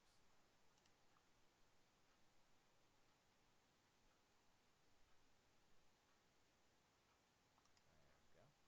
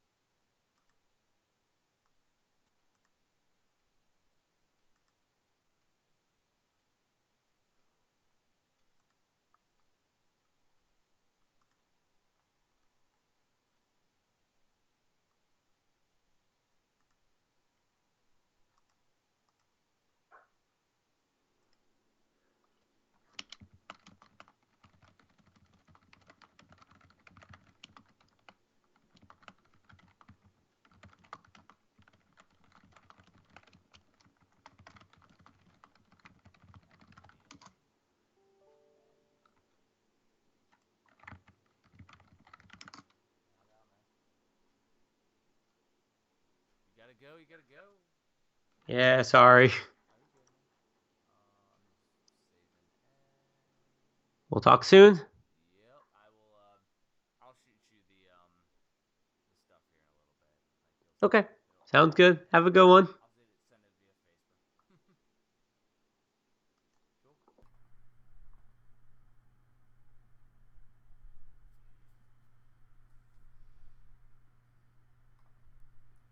I am still on with the stream.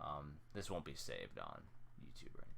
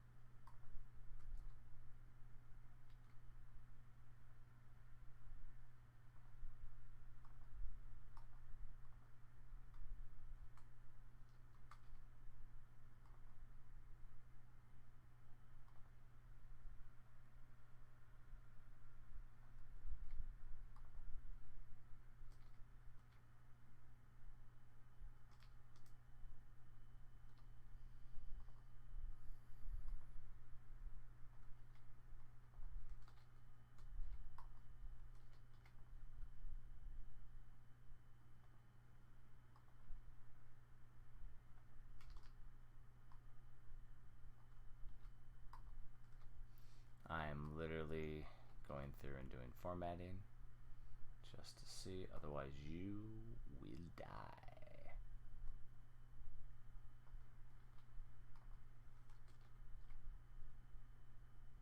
And is. There we go. Almost done with the formatting of one page.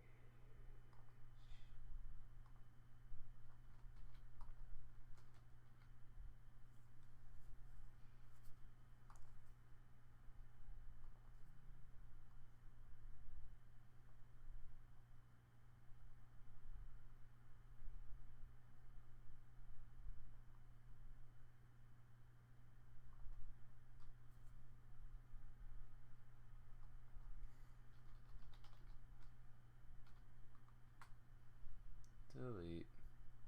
And boom. Alright.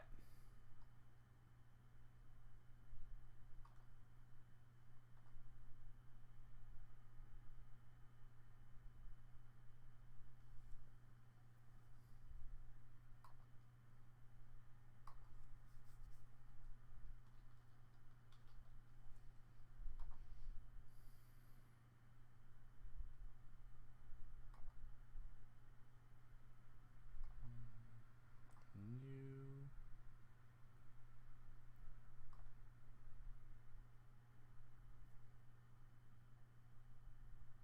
Old.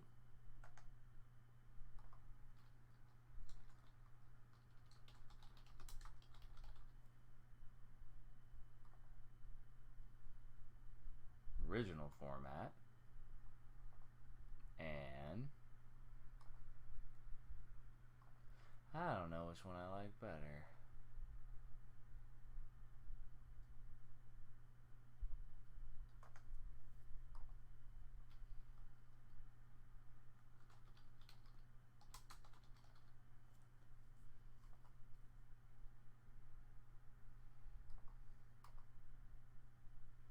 Alright, I'm heading out of the chat and I'm gonna stop live streaming.